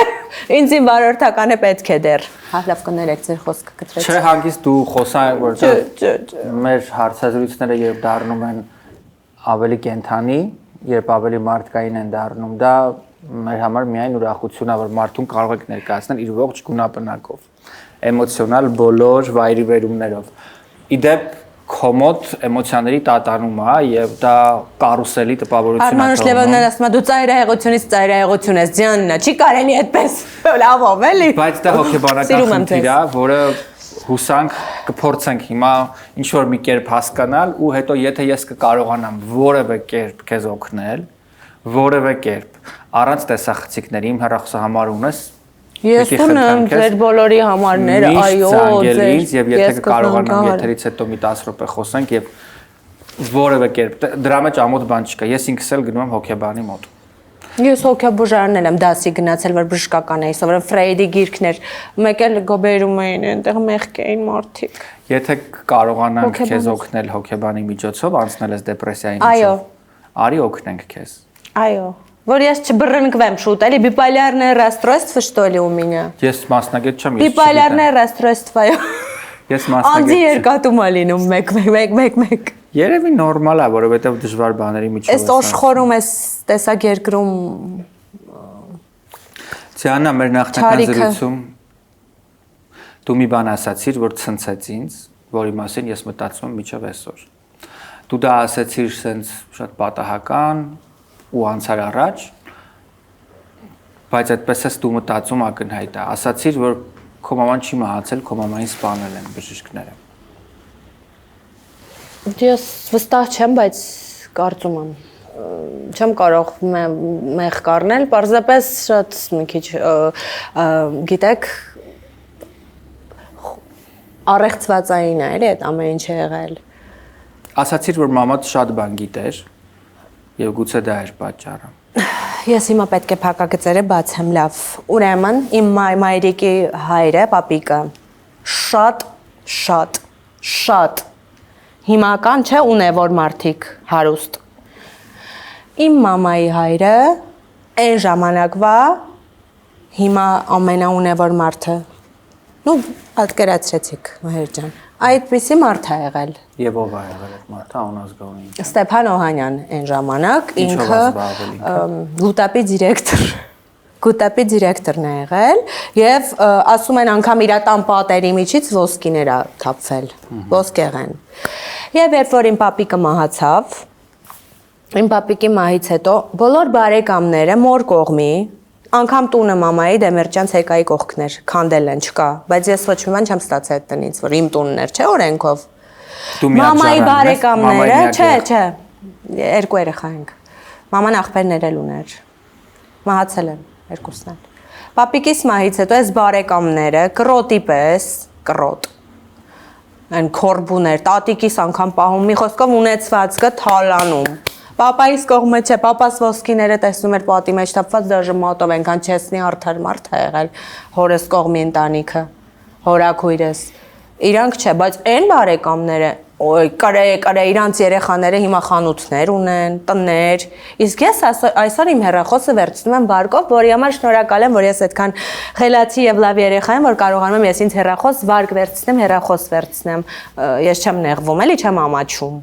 Ես մեծամիտ չեմ։ Եվ չեմ էլ ուզում, ես ունեցվածքի մեռած չեմ, ես իմը կստեղծեմ եւ ստեղծում եմ։ Ուզում ասեմ բարեկամները լավ, գրպին, ճրպին, տատու քրեր, մի խոսքով չեմ ուզում էլի անուն մանրանամ, բայց թող լսեն լավ, թող իմանան իրանք ով են եղել։ Գրպեցին, ճրպեցին պապիկիս ունեցվածքը, ինչը որ մորս էր իրականում պատկանում քերիներին եւ իմ տատիկիս, տատիկս կույրացավ, տարան պահեցին, ոսկեղենը, տներ առան իրանց երեխեքին խանութներ, բայց Ձյաննան այսօրվա դրությամբ ինձ մենակ իմ հորքուրս է պահել, որը որ փառք Աստծո ես ոչ տան խնդիր ունեմ, ոչ ուտելիքի, ոչ էլ հագուստի։ Իմ հորքուրը ինձ ամեն ձև, ամենալավ տեղերը տարել է, ամենալավ կերպ պահել է։ Բայց ուզում եմ ասեմ, որ այդ արդարությունը վերականգնում է, ես հեքիաթներին հավատում եմ շատ ու շատ սիրում եմ մուլտֆիլմերը Disney-ի, որտեղ միշտ բարին չարին վերջում հաղթում է ու այդպես էլ լինելու է, իմ կյանքում էլ է լինելու ու բոլորիս հիշեք։ Միշտ բարին չարին հաղթելու է։ Թումանյանի հեքիաթները շատ եմ սիրում։ Թեպետ Disney-ի մուլտֆիլմերն եմ շատ սիրում, այդտեղ է միշտ էլի պատիժը լավ, սենց վերջում, սենց հավեսը ինձ դուր է գալիս։ Որ Ուրսուլան պատժվում է։ Ձյանը ինչ ես կարծում։ Արիելի մեջ, որ Զոլուշկայի մեջ են քրերը խորթ մայրը, այտենց իրական կյանքում դա շատ ճիշտ է լինելու է։ Հիշեք, որ միշտ բարին վերջում չարին հաղթելու է։ Մի մարդկանց նեղացրեք, մի վիրավորեք, մի անտեղի կպեք, իմացեք, որ ձեր մեջի մաղձը ձեզ վերջում քայքայելու է։ Եթե կա հավանականություն ըստ քեզ, որ մամադ ոչ թե մահացել, այլ սպանել են, ըստ քեզ որն է եղել պատճառը։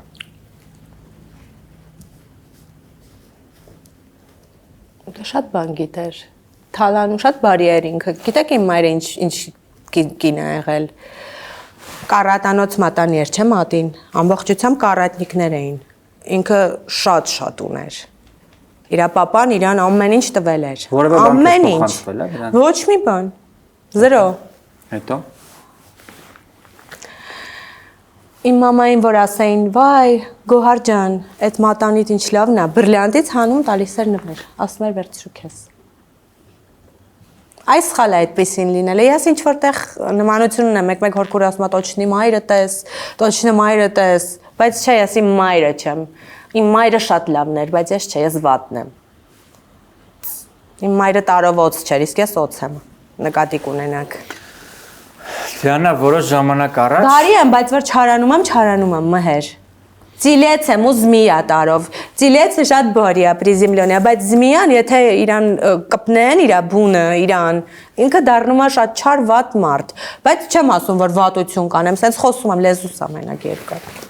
Չեմ անի վատություն, ես մորտկոնց սիրում եմ մեղկեն։ Մի բոն ասեմ, դոժ այդ fake մորտկոնց, որ ինձ ոտ բոներ են ու բոլորին են գրում մենոք ինչ չէ, ես ձեզ շոտ եմ սիրում, որովհետև ես ձեզ խղճում եմ, դուք մեղկ եք, դուք երեխա եք, չեք գիտակցում ինչ եք անում, որ կմեծանաք, հետո կփոշմանեք, բայց ուշ կլինի, ավելի լավ է հիմա դարձի եկեք։ Լավ, всё, հումորային իմ բանը։ Ուզում եմ ինձ գալ լուրջ պահեի, այստեղ ավելի ոնց ստոց։ Քեզ պահի այնպես ինչպես զգում ես։ Այսպես եմ զգում։ Ձեր ունեցվածքի, կտակի եւ ժառանգության յուրաքանչյուր մանրուք չափազանց կարեւոր է։ Որքան որ դժվար եք դուք ձեռք բերում այն ֆինանսները կամ անշարժ գույքը, որ դուք ունեք կյանքի ընթացքում, հավանաբար նույնքան պատասխանատվությամբ էլ պետք է վերաբերել դրա փոխանցմանը։ Աննա Գրիգորյանը այս հարցում ձեր լավագույն ընկերն է։ Իր երկար տարիների մասնագիտական փորձը եւ մասնագիտական կրթությունը ձեզ կօգնի անցավ եւ ապահով անցնել այս ճանապարհը։ Ողջույն Աննա։ Աննա, գիտեմ, որ մարդիկ շատ հաճախ ստանում են բժշկական ապահովագրություն եւ որպես քիչ ֆինանսներ ունեցող մարդ Միացյալ Նահանգներում, հետո ձեռք են բերում անշարժ գույք եւ ունեն մտավախություններ, որ կարող է իրենց տան վրա լին դրվել եւ միաժամանակ նաեւ անվանափոխություն կատարելով իրենց ժառանգներին տունը կարող են ունենալ արդյոք խնդիրներ թե ոչ։ Այո, եթե ստանում են մեդիկալ իրենց կյանքի ընթացքում, հետո ձեռք են բերում անշարժ գույք, տուն են առնում ու մտածում են, որ հիմա արդեն մեդիկալը կարամ ստապանեմ, էլ տանից վրա լին չեն դնի, չէ, այդպես չի լինում։ Մեդիկալի բիլերը, լինը, լոնը ինքը մնալու է մարդու անվան վրա։ Սո եթե տունը մնաց մարդու անունին եւ մահանալուց հետո չեղան թղթաբանությունը, մեդիկալը շատ հեշտությամբ լինը դնելու է տնից գումարը ստանա կամ բանկի account-ից։ Եվ խնդիրները կախված, որ ասում են, okay, trust չունենալու դեպքում միանգամից փոխեմ տղայիս կամ աղջկաս անունով, ավելի մեծ խնդիրների է առաջ այդ տանը կանգնացում, որովհետեւ հիմա այդ տունը նաեւ այն ռիսկի տակ է, թե ինչ կարա անի տղան կամ աղջիկը, իրանք դատական խնդիրներ ունենան, բաժանություն լինի իրանք կյանքում, ամուսնալուծություն լինի, սո արդեն բոլորի կողմից է այս տունը ռիսկի տակ լինում, ոչ թե միայն տան առնողի։ Հիմա այս բոլոր պատասխանները լսելուց հետո ես հասկանում եմ, որ ես ճիշտ եմ անում, հա, որ վարձով եմ ապրում եւ տուն ձեռք չեմ բերում։ Շատ մարդիկ տենց են մտածում, սո եթե ունես տուն, պետք է դրա հետ ունենաս այն կրես են պատասխանատվությունները, որը որ գալիս են դրա հետ, որովհետեւ Ամերիկայում չես կարա պահես այդ ամեն ինչը։ Եվ լավագույն ընկերը ձեր այս հարցում կարող է լինել Աննա Գրիգորյանը, այցելեք հենց այս իրավաբանական գրասենյակ։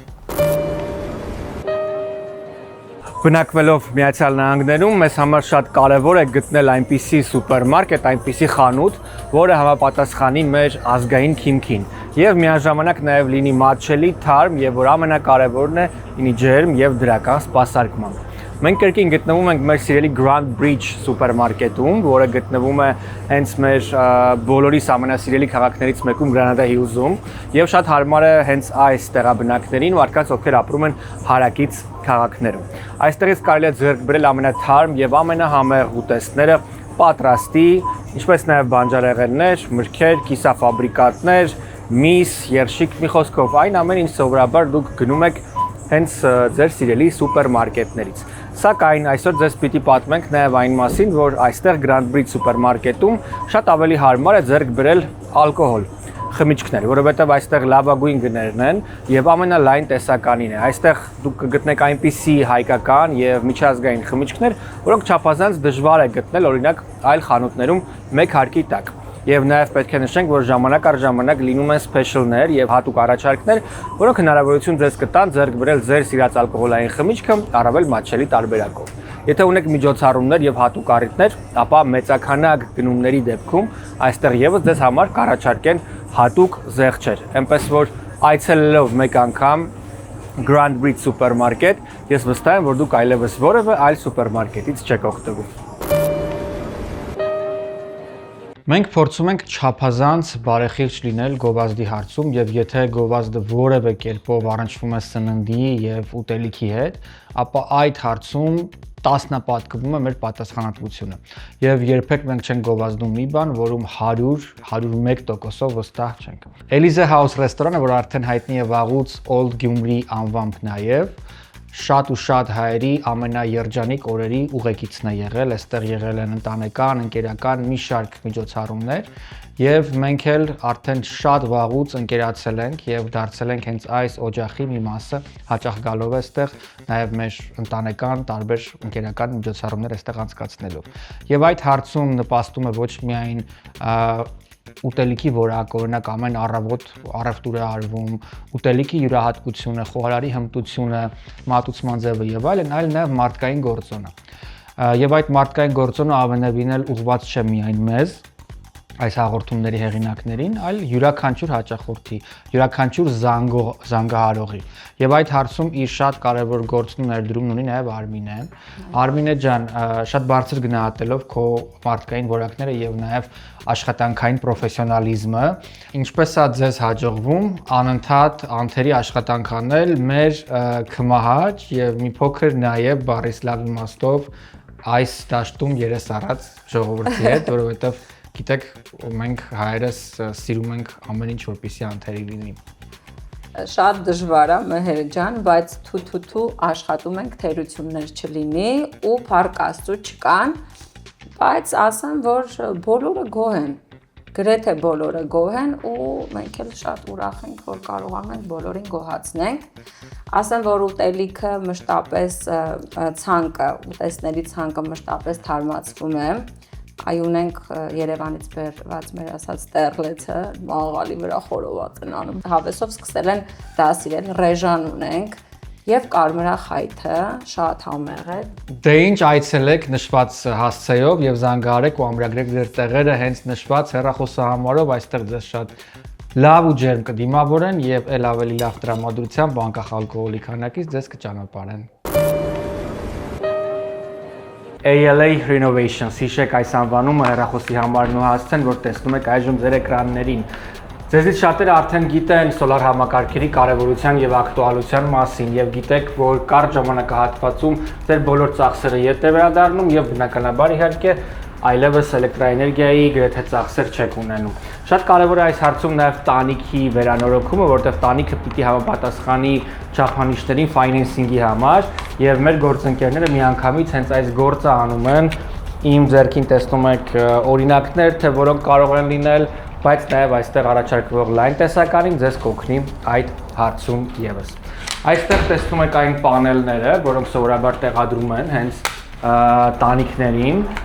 եւ մեր գործընկերները պատրաստ են շատ մանրամասն ձեզ բացատրել, թե ինչու է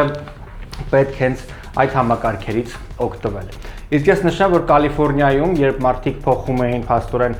իրենց էլեկտրաէներգիան սոլար համակարգի, կային tax rebate-ներ, այժմ դրանք ցավոք չեն գործում Թրամփի քաղաքականության եւ որոշման շնորհիվ, բայց այնուամենայնիվ մեր գործընկերները պատրաստ են դա անել մինչև 40% աշխատելով ամերիկյան հումքի հետ։ Իսկապես սա աննախադեպ առաջարկ է, առավել մանրամասն այս առաջարկների մասին ծանոթանալու համար առաջարկում ենք զանգահարել նշված հեռախոսահամարով։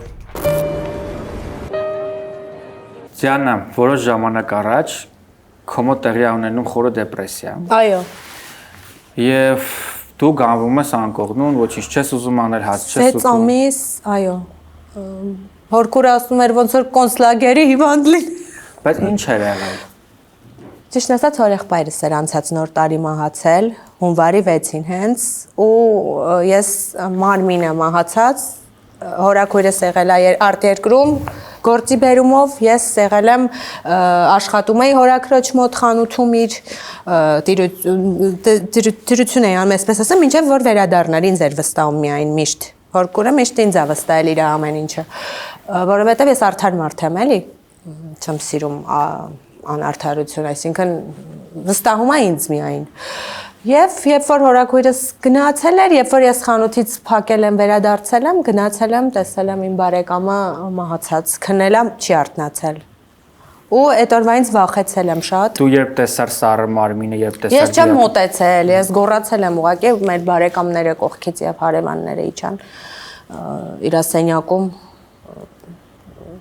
ոնց սիրտը կանգնել էր ինֆարկտ քնի մեջ։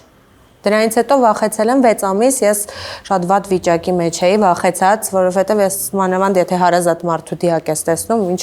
կապրում կունենաս։ Իսկ ինչ էր։ Ինչքան էլ բժշկականում շատ մորգ եմ գնացել, տարբեր այդ ասում էին անպայման պիտի հդատական բժշկություն եւ այլն պաթոլոգիչսկա անատոմիա միշտ մորգերում եմ եղել, տեսել եմ ինչպես են դիահերձում անում, ես էլ եմ արել, բայց ինչ որ բարեկամի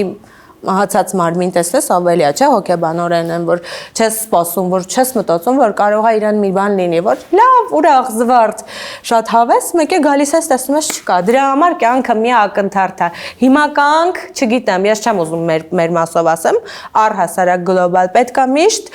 զգոն լինես, որովհետև կարող է ուրախ, զվարթ sense լինես, մեկ է մի պահ գա դու չգիտեմ ինչ լինի։ Լրիվ Դրա համար գնահատեք ամեն վարքյանը, իմ ասածը դա է, որ ամեն վարքյանը թանկ է, բայց ես առաջ չէի հասկանում այդքան։ Այդ ընթացքում, երբ քո մոտ լինում է խորը դեպրեսիա եւ որևէ մեկը չի կարողանում քեզ դեպրեսիայից դուրս բերել։ Արմանուշ Լևոնովնան, ես իրեն դրա համար շեշտեցի, շնորհակալ եմ, ինքը իրանման մասնագետ, պրոֆեսոր, բարձրակարգ եւ մարդ տեսակ ես չեմ հանդիպել, չգիտեմ, Արմանուշ Լևոնովնը ես շատ եմ սիրում։ Ձեր գործունեությանը մաղթում եմ էլ ավելի մեծ բարձրություններ, որովհետև դուք շատ լավ մարդ եք, շատ լավ մասնագետ եք, ձեզ շատ սիրում եմ։ Մեկ էլ ուզում եմ մի հատ իմ բարի բալետի դասախ ընկեր Հայկին, էլի ողջուն եմ Հավաքյան։ Շատ լավ պարոսույց է, կրթում է սերունդներ, շատ լավ մասնագետ է բալետի, շատ եմ սիրում իրեն, ինքն էլ, իմ բալետն էլ է ինձ օգնել, ես որ գնում եմ բարի երգի, ես լավանում եմ, ապաքինվում եմ, բոլոր ցավերը անցնում են։ Դու նկարահանվում ես Արմենիա հեռուստաընկերության ամենահայտնի սիթքոմերից մեկի գլխավոր դերերից մեկում, խոսքը Instagram-ի մասին է, որի հաջողությունից անմիջապես հետո քեզ մոտ սկսվում է երկրորդ փուլը Դիանա Գրիգորյանի սերիալներում, որի ընթացքում որոշակի կոնֆլիկտ է առաջ գալիս եւ դու միշտ չի որ նրա նկատմամբ կոռեկտ ես արտահայտվում։ Այ ինչ է իրականում տեղի ունեցել։ Ես իրենց ոչ մի խնդիր չկա, ամեն ինչ շատ լավ է, ես ոչ կռված եմ, ոչինչ չկա, ոչ մի տենց արտառոց բան չի եղել։ Ես չեմ կարող մի մարդուց խոսել կամ ոչ կոռեկտ արտահայտվել, ում հետ հաց եմ կիսել, ում հետ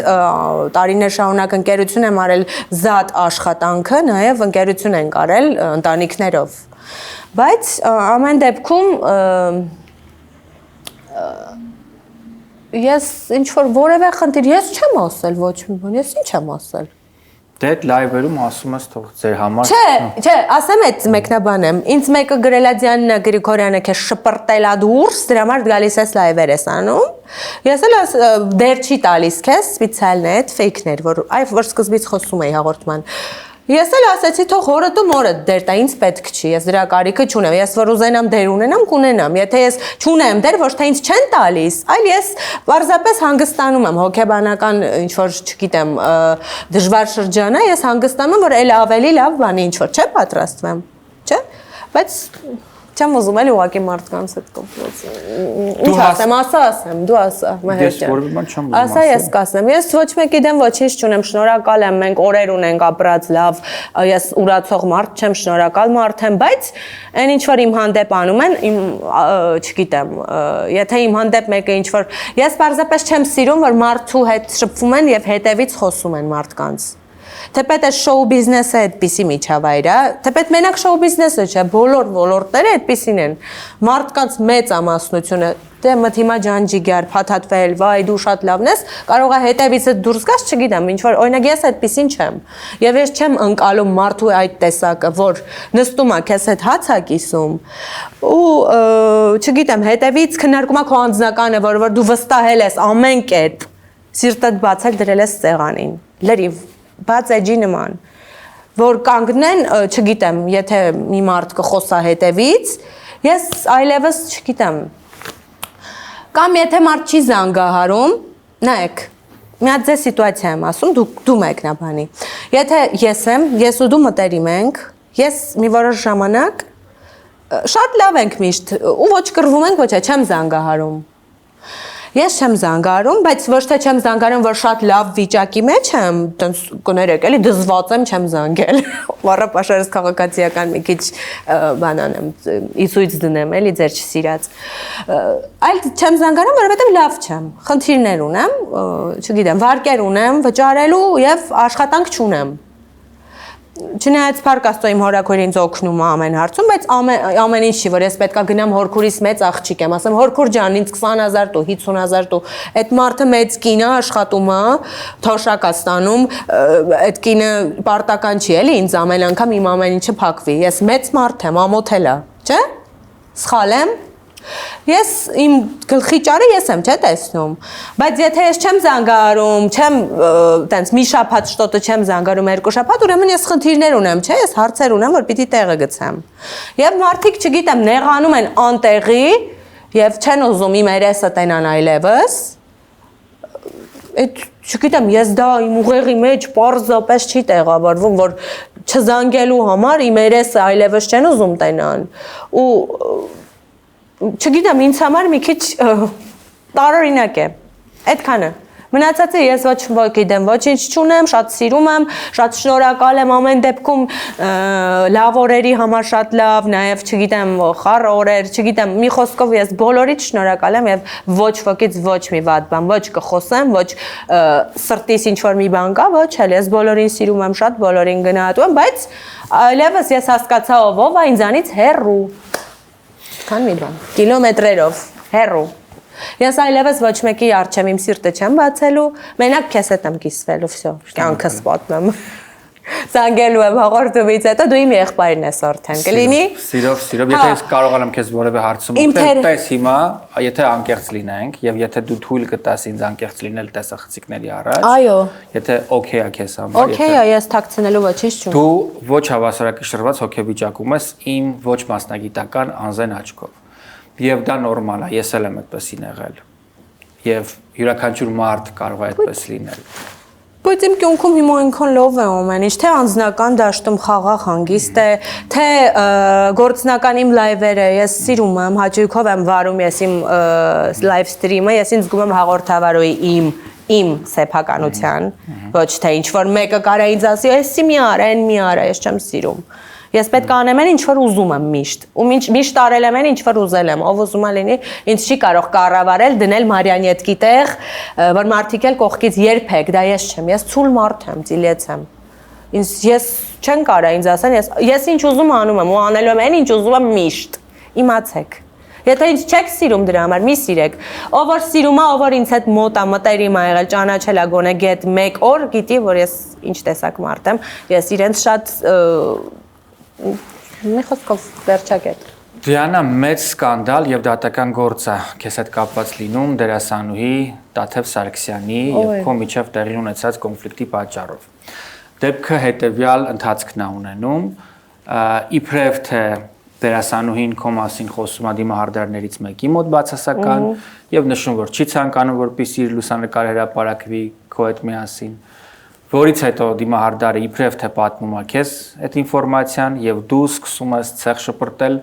նրա անվան շուրջ սոցկայքերում քո սթորիներ բաժնում եւ այլն։ Ընդհուպ իջև անձնական վիրավորանքներ։ Դատարանը որոշում է կայացնում քեզ ստիպել եւ առաջարկել, որպեսզի դու կայքերից երկուսում ներողություն խնդրես դերասանուհուց եւ վճարես մեծ գումար։ Այո։ Դու համաձայն ես դատարանի այդ որոշման հետ։ Իրականում շնորհակալ եմ որ գոնե գումարը մի քիչ մեղմացրել է իմ իրավապաշտպանին էլ եմ շնորհակալ, որովհետև ավելի շատ էր էլի ախորժակը մեծ 3 միլիոն էր իրականում, բայց ինչքան վճարեցի։ Իմ մեքենան էր պետք էլի, ասում էին մեքենան տարեք վաճառեք, մեքենա ունի։ Ես էլ ֆինանսական կրիզիսի մեջ էի այդ փուլում 2 միլիոնի կարգի հարկադիր ունեի ակտեր, որոնք որ արդեն փակվել են, փառք Աստծո, աշխատել են, փակվել են։ Եվ որքան գումար վճարեցիր։ 800,000 դրամ։ Դու հասկանում ես, որ դու զրպարտել էիր դերասանուհուն։ Դու ինձ համար փոկված էջ, կլինի այդ գրքի, այդ իմ կյանքի փուլի այդ գրքի այդ էջը, ես պարզապես թերթել անցել եմ, գնացել եմ, ես վաճառքի չեմ միտում ունեցել վիրավորելու, պարզապես ես մի բան կարող եմ ասել, եթե ինձ կկպնեն, ես վաճառքի չեմ զրպարտում։ Ոչ ոքի, երբեք։ Եթե ինձ չկպնեն, իմ բարոյականությանը, իմ արժեքներին, իմ ընտանիքին, եթե կկպնեն, ես չեմ կարող նենց քայլերի գնալ, որոնք որ չգիտեմ, չեմ ուզում հիմա նորից բենզինի վրա կրակ լցնել։ Արի այդ թեման փակենք, բայց դու հասկանում ես, որ կարող եմ։ Ой, я вас люблю, мои дорогие։ Այս մարդիկ մտածում են եւի չօգնուտի պրոֆեսոր եմ։ Ես Ջիմ Կերին եմ, կոմեդիանի ակտոր եմ։ Յանը հասկանում ես, որ քո գլխում բոլորը սխալ են ու դու ճիշտ։ Ես սխալ եմ։ Ինչն եմ սխալ, ասեք։ Բոլորը մեղավոր են ինչ-որ հարցեր։ Ոչ մեկ մեղավոր չի։ Ինձ թող չկպնեն, չստանան, կկպնեք, կստանաք, ով ուզում է լինի։ Ուզում է բարեկամ լինի, ուզում է, չգիտեմ, տատս լինի, ուզում է պապս։ Тоня, мой миропе, ой, это мой брат. Мы будем сейчас отзывать тебя. Тиана, у меня հայտնի պատմություն կա։ Թե դու ինչպես ես փչացրել։ Сорочка չմրդվել է։ Հայտնի պատմություն կա։ Ինչ լավ մորթ է, ժողովուրդ, աստվածային մորթ է, այս մորթը։ Ես ուզում եմ քո ամեն երջանիկ պահերը են, որ չգիտեմ, ուրախանամ։ Նստի շարունակենք։ Քո ընտանիքի հետ միասին, քո կյանքի բոլոր սիրելի մարդկանց հետ։ Միացյալ Նահանգներում սեփական մեքենային շատ մարդիկ վերաբերում են ինչպես իրենք սեփական առողջությանը եւ եթե Աստված չարացե մեքենան հիվանդանում է կամ որևէ ավտոպատահար է տեղի ունենում, ապա այդ պարագային ամենակարևորը ճիշտ բժշկի մոտ բերելն է։ Այս հասցեն, որ այժմ տեսնում եք, լավագույն բժիշկներն են մեքենաների աշխատում։ Pinnacle Auto Service, այդպես է կոչվում այս ընկերությունը, որ զբաղվում է բնականաբար իհարկե ձեր մեքենաների նախնական տեսքի բերելով եւ վերականգնելով։ Յուրաքանչյուր ավտոպատահարի դեպքում առաջին զանգը հենց կարող եք անել Pinnacle Auto Service ընկերությանը։ Towing ծառայություն, այսինքն մեքենայի տեղափոխումը միանգամայն անվճար է, ձեզ բնականաբար իհարկե տրամադրվում է ժամանակավոր ապահով մեքենա, համագործակցություն կա յուրաքանչյուր բոլոր ապահովագրական ինշուրանս ընկերությունների հետ եւ որ ամենակարևորն է ձեր մեքենան նախնական գործարանային տեսքին կվերադառնա շատ կարճ ժամանակահատվածում։ Մենք երբևէ չենք գովազդում որևէ բան, որում վստահ չենք։ Մենք վստահ կարող ենք ասել, որ հենց այս ավտոընկերությունը լավագույններից մեկն է Լոս Անջելեսում եւ կարող եք վստահել, ինչպես վստահում եք մեզ։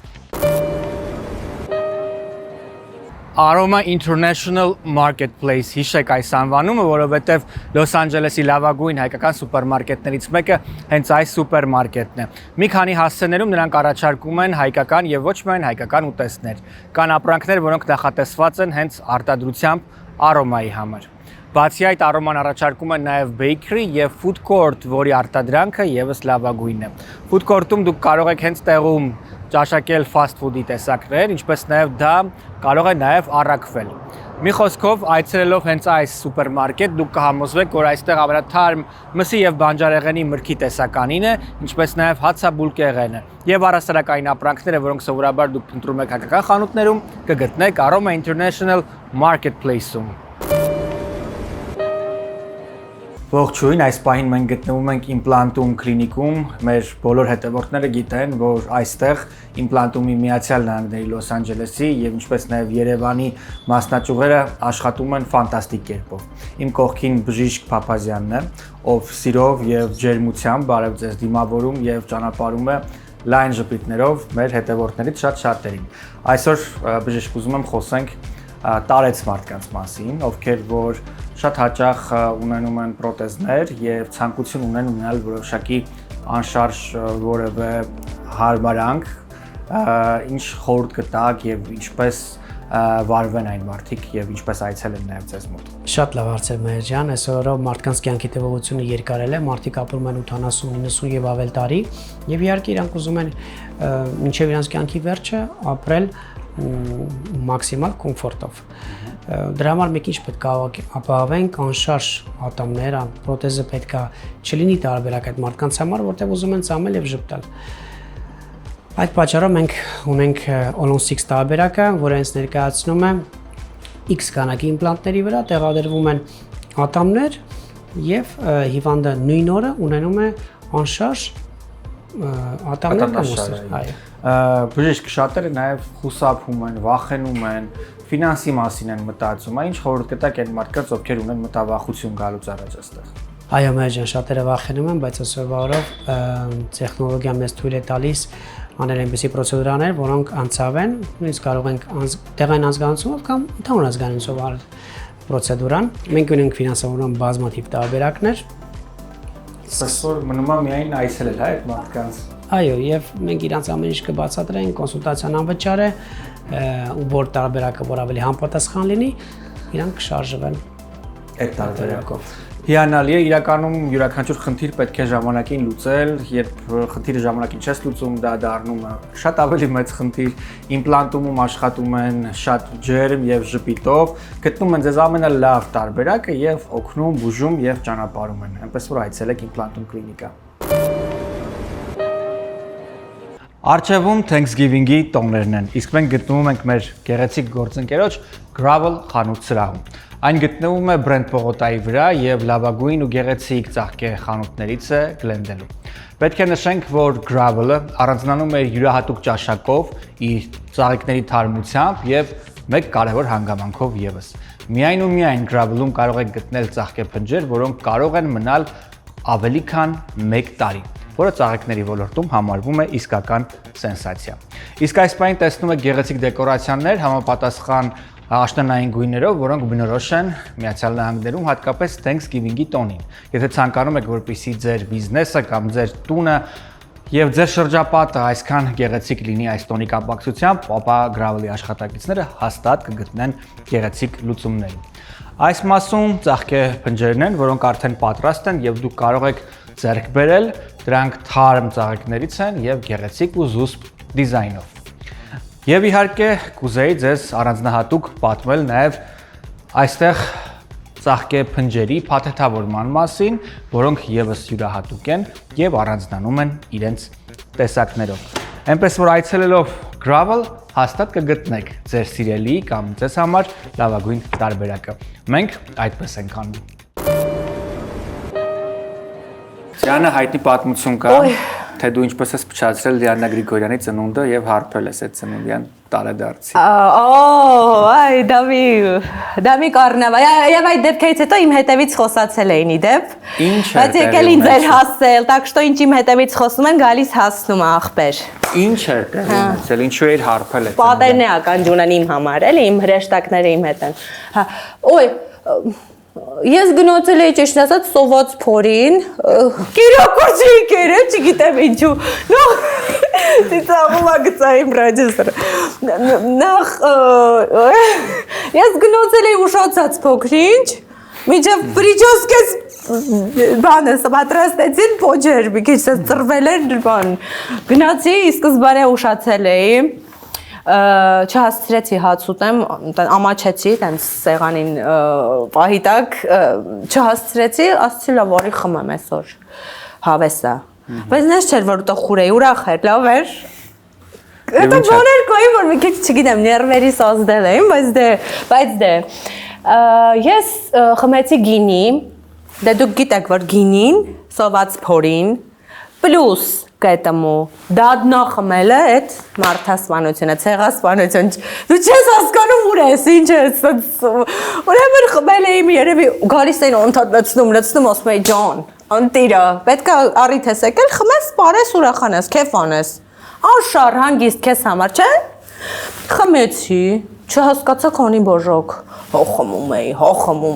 խմում էի, մեծ բաժակով, սափորով խմում, լցնում էին ուրախացել էի, ասի ջան, 1000-ից մեկ եմ խմում, առիթից առիթ, ես ալկոհոլի հետ, հիմա հոտ չի գալիս ցիտեր։ Մի խոսքով ես խմեցի, Պարեցի, ուրախացա, սելֆիներ, ստորիներ արեցի լիքը, էջս լցրեցի, իմ համար զգում էի ոնց որ իմ ծննդյան տարեդարձին, այդտենց ուրախացել էի, շատ սրտանց ուրախ էի, շատ հավես էր։ Բայց վերջում արթնացա, չհասկացա, արթնացա, տեսնեմ, ես լվացարանում եմ եւ սրտխառնոցներ են ինձ մոտ եւ գիտակցությունս կորցրել էի, հա, փսխում էի։ Եվ մեջքս տրորում էր շնորհակալություն Կարեն Հովհաննիսյանին եւ իր կնոջը Մանեին, շատ լավ մարդիկ, իդեպ շատ լավ ընտանիք, սերիալում նկարվում էինք միասին Կարեն Հովհաննիսյանը եւ Մանեն իր կինը։ Աչքերս բացեմ, տեսնեմ ոչ մեկ չկա, Մանեն ա կողքիս, Մանեն մեջքս տրորում ա, ջան, Կարենը վերջում տաքսիով ինձ տարան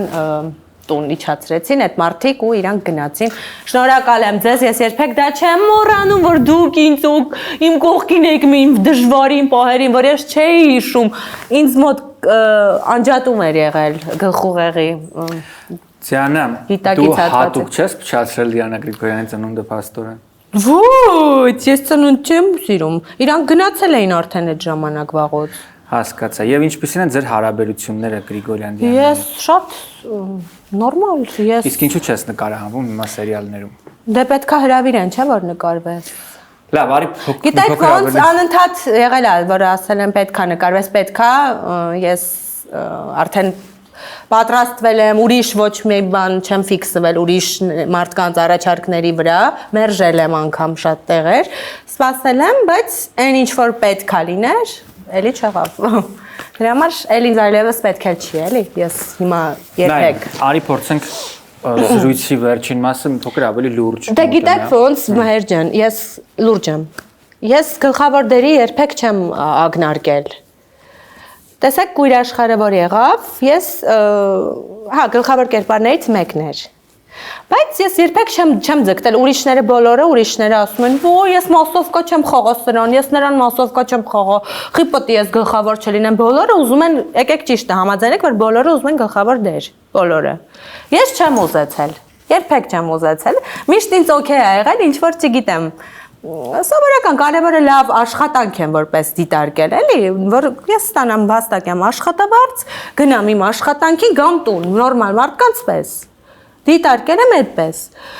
Բայց հետո եկավ շրջան, որ հասկացա, որ ես ընդհանրապես որ ոնց որ օգտագործ, չգիտեմ, ոնց որ չգնահատվեմ։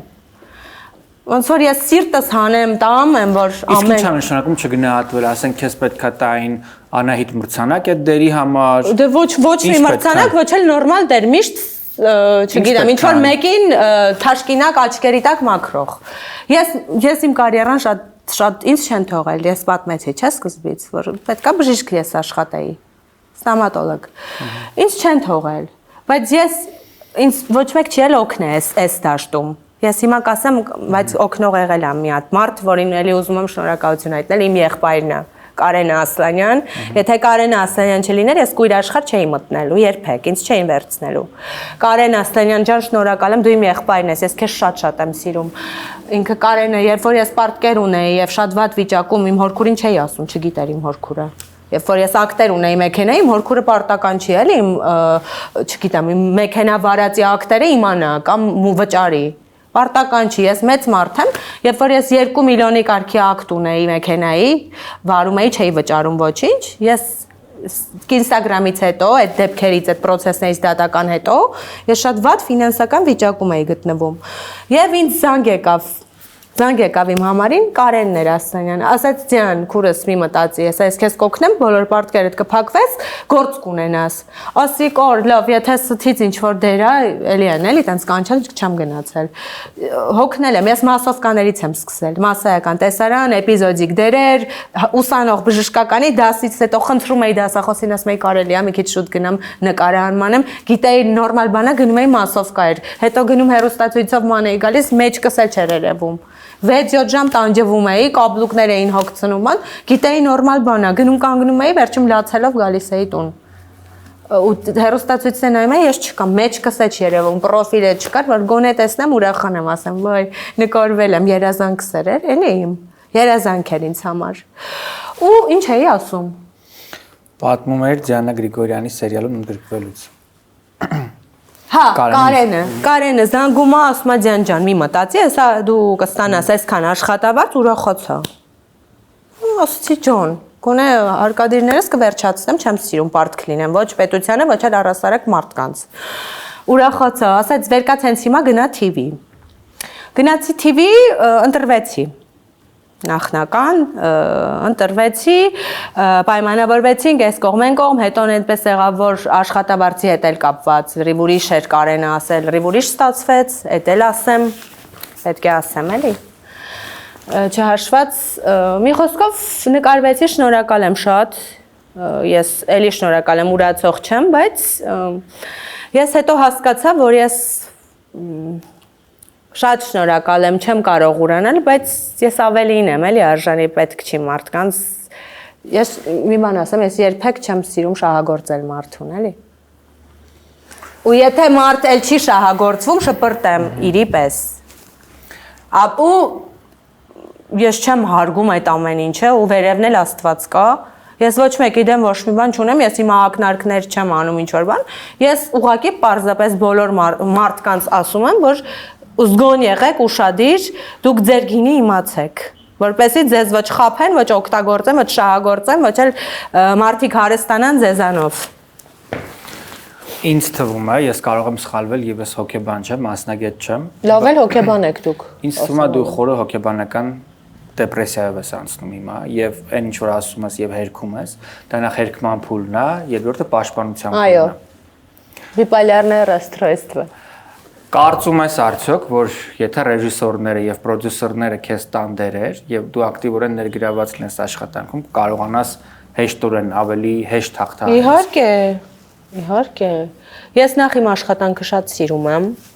Երկրորդը ես հիմա այն տարիքում եմ, տարիք չհարցնեք, խնդրում եմ ու չասեք, էլի աղաչում եմ։ Please։ Ես 2001 թիվ եմ։ Վար, ծովտոնեմ։ Խնդրում եմ, ես հիմա այն տարիքում եմ, որ ես գլխավոր դերի երբեք չեմ ակնարկել կամ ախորժակ չեմ ունեցել, որովհետև մտածել եմ այդ շատ լուրջ պատասխանատվություն է, ես էլ մի քիչ թռի-վռի հա-հա-հի-հի չկարողանամ տակից դուրս գամ, բայց հիմա ավելի ինքան վստահ եմ, որ ես կարող եմ։ Բայց հնարավոր է սերիալ մերիալ չգիտեմ, բայց կուզենայի, եթե իհարկե լավ մարդու հետ համագործակցեի, կուզենայի գեղ ֆիլմերում ինչ որ Չորնի լեբեջ вы видели Նատալի Պորտման, այդտենց կերպարներ եմ սիրում ես։ Այդ Мой парень из зоопарка, вот, ինչ լավ ֆիլմ ասեմ։ Դիանա։ Սապոժնիկ։ Նայեք։ Դիանա։ Ես կուզենամ, այո, գլխավոր դեր հիմա, որովհետև իմ այն տարիքներից ես հիմա չխաղամ, հետո ես արդեն մայր կամ տատիկ եմ խաղալու, իսկ ես հա ուզում եմ, էլի ուզում եմ, բայց ես հիմա ուզում եմ ես լինեմ կինոյի հերոսը։ Կարամ հերոս էլ լինեմ։ Հերոս անպայման չի։ Մասկիրովկա լինեմ։ Միայնակ քեզ զգում ես։ Ոչ։ Չէ, ես միայնություն սիրում եմ իդեպ։ Ես ինձ միայնակ մեկ ավելի լավ եմ զգում, քան ավելորդ էներգիաների կուտակում, որ գա իմ աուրայի վրա, ես մենակ սենց մաքուր եմ զգում ատմոսֆերան։ Յուրաքանչյուր մարդ Բայց օրինակ այստեղից դրակոն բան է գալիս, sense համնկարահանող ձեր հաղորդման խմբից շնորհակալ եմ բոլորից, այդ լավ մարդիկ են եւ ձեր ամեն ինչից ձեզանից է, դուք եք ստեղծել այս ամեն ինչը եւ այսպես դրակոն աուրը գալիս ջերմություն, տան ջերմություն եմ զգում ես հիմա։ Յուրաքանչյուր մարդ ուզում է լինել սիրված։ Հո ես ուշադրության պակասից եմ երևի, sense փոքր ժամանակվային ծեղը, ունեցել եմ պակաս։ Ու հիմա զգում ես դեռ պակաս։ Որ տանը աշխատել են մերոնք միշտ տենց Ուզում ես քեզ ավելի սիրված զգալ։ Այո, ես ուզում եմ որպեսզի ես ոչ, ուզում եմ որպեսզի ինձ մարդիկ ընդունեն այնպիսին, ինչպիսին որ ես կամ։ Ոչ թե իրանց ցանկությունները վերագրեն քեզ վրա։ Մեկը մտածում է, որ ես ես օգտագործում, մեկը մտածում է, որ դու վատն ես, մեկը այդ ով ինչ մտածում գրում է, ես կարծում եմ, որ իրանք են այդպիսին։ Ով ինչ հոգու խորքում զգում է, ներսինն է արտահայտում։ Դա գրում է դիմացինին։ Ես երբեք չեմ կանգնի ոչ մեկի հասցեին վատ բան գրեմ կամ խոսեմ։ Ինչ մտածում եմ, երեսին կգամ կասեմ, բայց ով որ հետևից է խոսում կամ չգիտեմ, փիս բաներ է անում, Աստված պապիկը պատժելու է բոլորիդ վերևից կրակները, Աստծո դատաստանի օրը գալու է, հիշեք։ Եվ դուք պատասխան եք տալու բոլոր ձեր չարիքի համար։ Մեղք եք, դուք ձեզ եք վնասելու, ինձ ոչինչ, ես այստեղ մերի հաղորդման հյուր, ամենառեյտինգային հաղորդում, ես վայելում եմ իմ լավ մարդկանց մթնոլորտում, այսպես Ես ինձ շատ լավ եմ զգում, դուք մտածեք ձեր մասին։ Ես ունեմ աշխատանքի, լավ դերի։ Եվ դա քեզ կօգնի։ Այո, դու ինձ ասել ես որ կօգնես։ Ես ուզում եմ դիմել բոլոր ռեժիսորներին, բոլոր պրոդյուսերներին։ Բայց որ արդար, ինձ պրոստը դեր, գործը գործ։ Բայց եթե էլի չթողես իրենք խոսեն, ոնց որ հիմա ինձ չես թողում, դժվար է դերս տալ։ Ոյ, նետ, ոյ։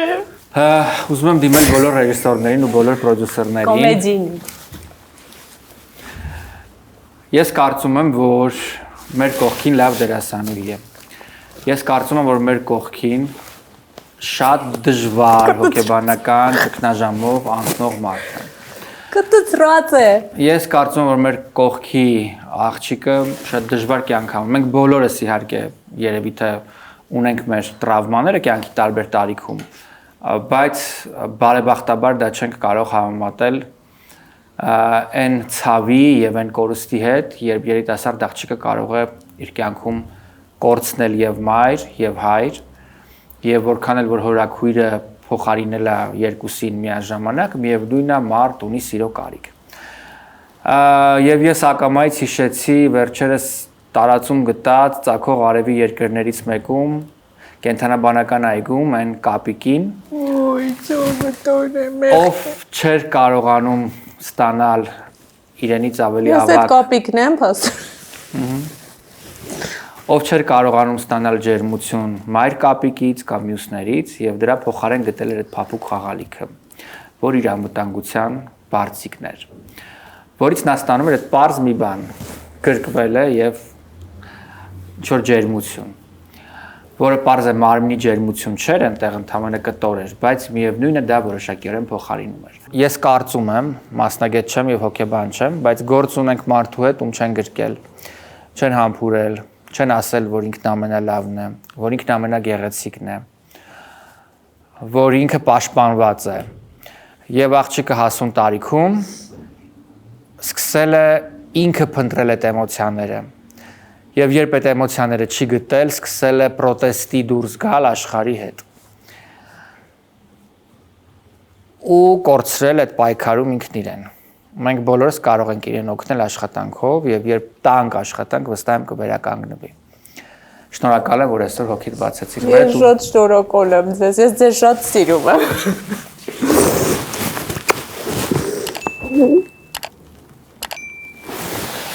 Այսպիսին էր այսօրվա տետատետը, մնացեք մեզ հետ։ Մայրերի օրվա արդիվ է մեզ Tours and Travel առաջարկում է ձեզ լավագույն նավագնացությունը։ Պետք է նշեմ, որ երկար տարիներ շարունակ այս տուրիստական ընկերությունը զբաղվում է մեր հայրենակիցների հանգստով Միացյալ Նահանգների սահմաններում, դրանցից դուրս, Մեքսիկո, Եվրոպա, Հայաստան եւ այլն։ Եվ այս մայրերի օրվան նվիրված նավագնացությունը լավագույն ժամանցի միջոցներից է։ Մայիսի 8-ից 11-ը տեղի է ունենալու այս նավագնացությունը, որին մասնակցելու են արտիստներ Գոհար Հովանեսյանը, Արթուր Mr. X-ը, Վիկտոր Էսպինոլան, Սամվել Երևինյանը, կոմպոզիտոր Արմեն Մարտիրոսյանը եւ համազգային բարի համույթը։ Այցելեք եւ կտեսնեք, թե ինչպես է անցնում ձեր լավագույն մայրերի օրը։ Ողջույն, այս պայն մենք գտնվում ենք Արցախի պողոտայում գտնվող Lions Partners Insurance-ի գրասենյակում, որտեղ աշխատում են լավագույն մասնագետները, որպեսզի ձեր կյանքը ապահովագրեն լավագույն տարբերակով։ Գնացինք ներս։ Lions Partners Insurance ընկերության մասնագետներն ու փորձագետները շատ կարճ ժամանակահատվածում կգտնեն ձեր կյանքի ապահովագրության լավագույն տարբերակները։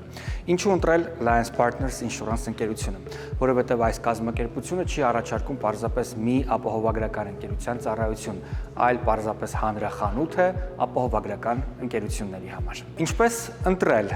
ապահովագրական ընկերություն։ Ես կարծում եմ, որ լավագույն ընտրությունը կարող է լինել մասնագետների եւ աշխատակիցների փորձառությունը եւ տարիների background-ը, տարիների ունեցած իհարկե վստահությունը, եւ որ ամենակարևորն է, կազմակերպությունը պետք է վայելի համայնքի եւ հասարակության բնականաբար իհարկե սերն ու վստահությունը։ Lions Partners Insurance ընկերությունը վստահաբար առաջինն է ոլորտում։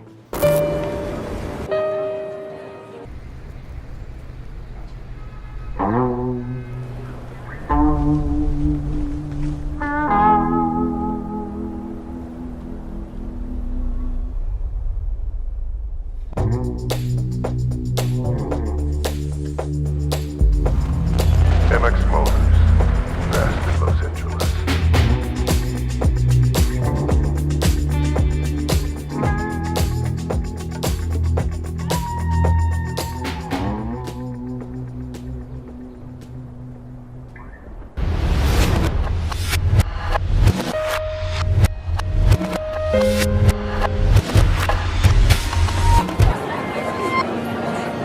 The story you're about to hear is true.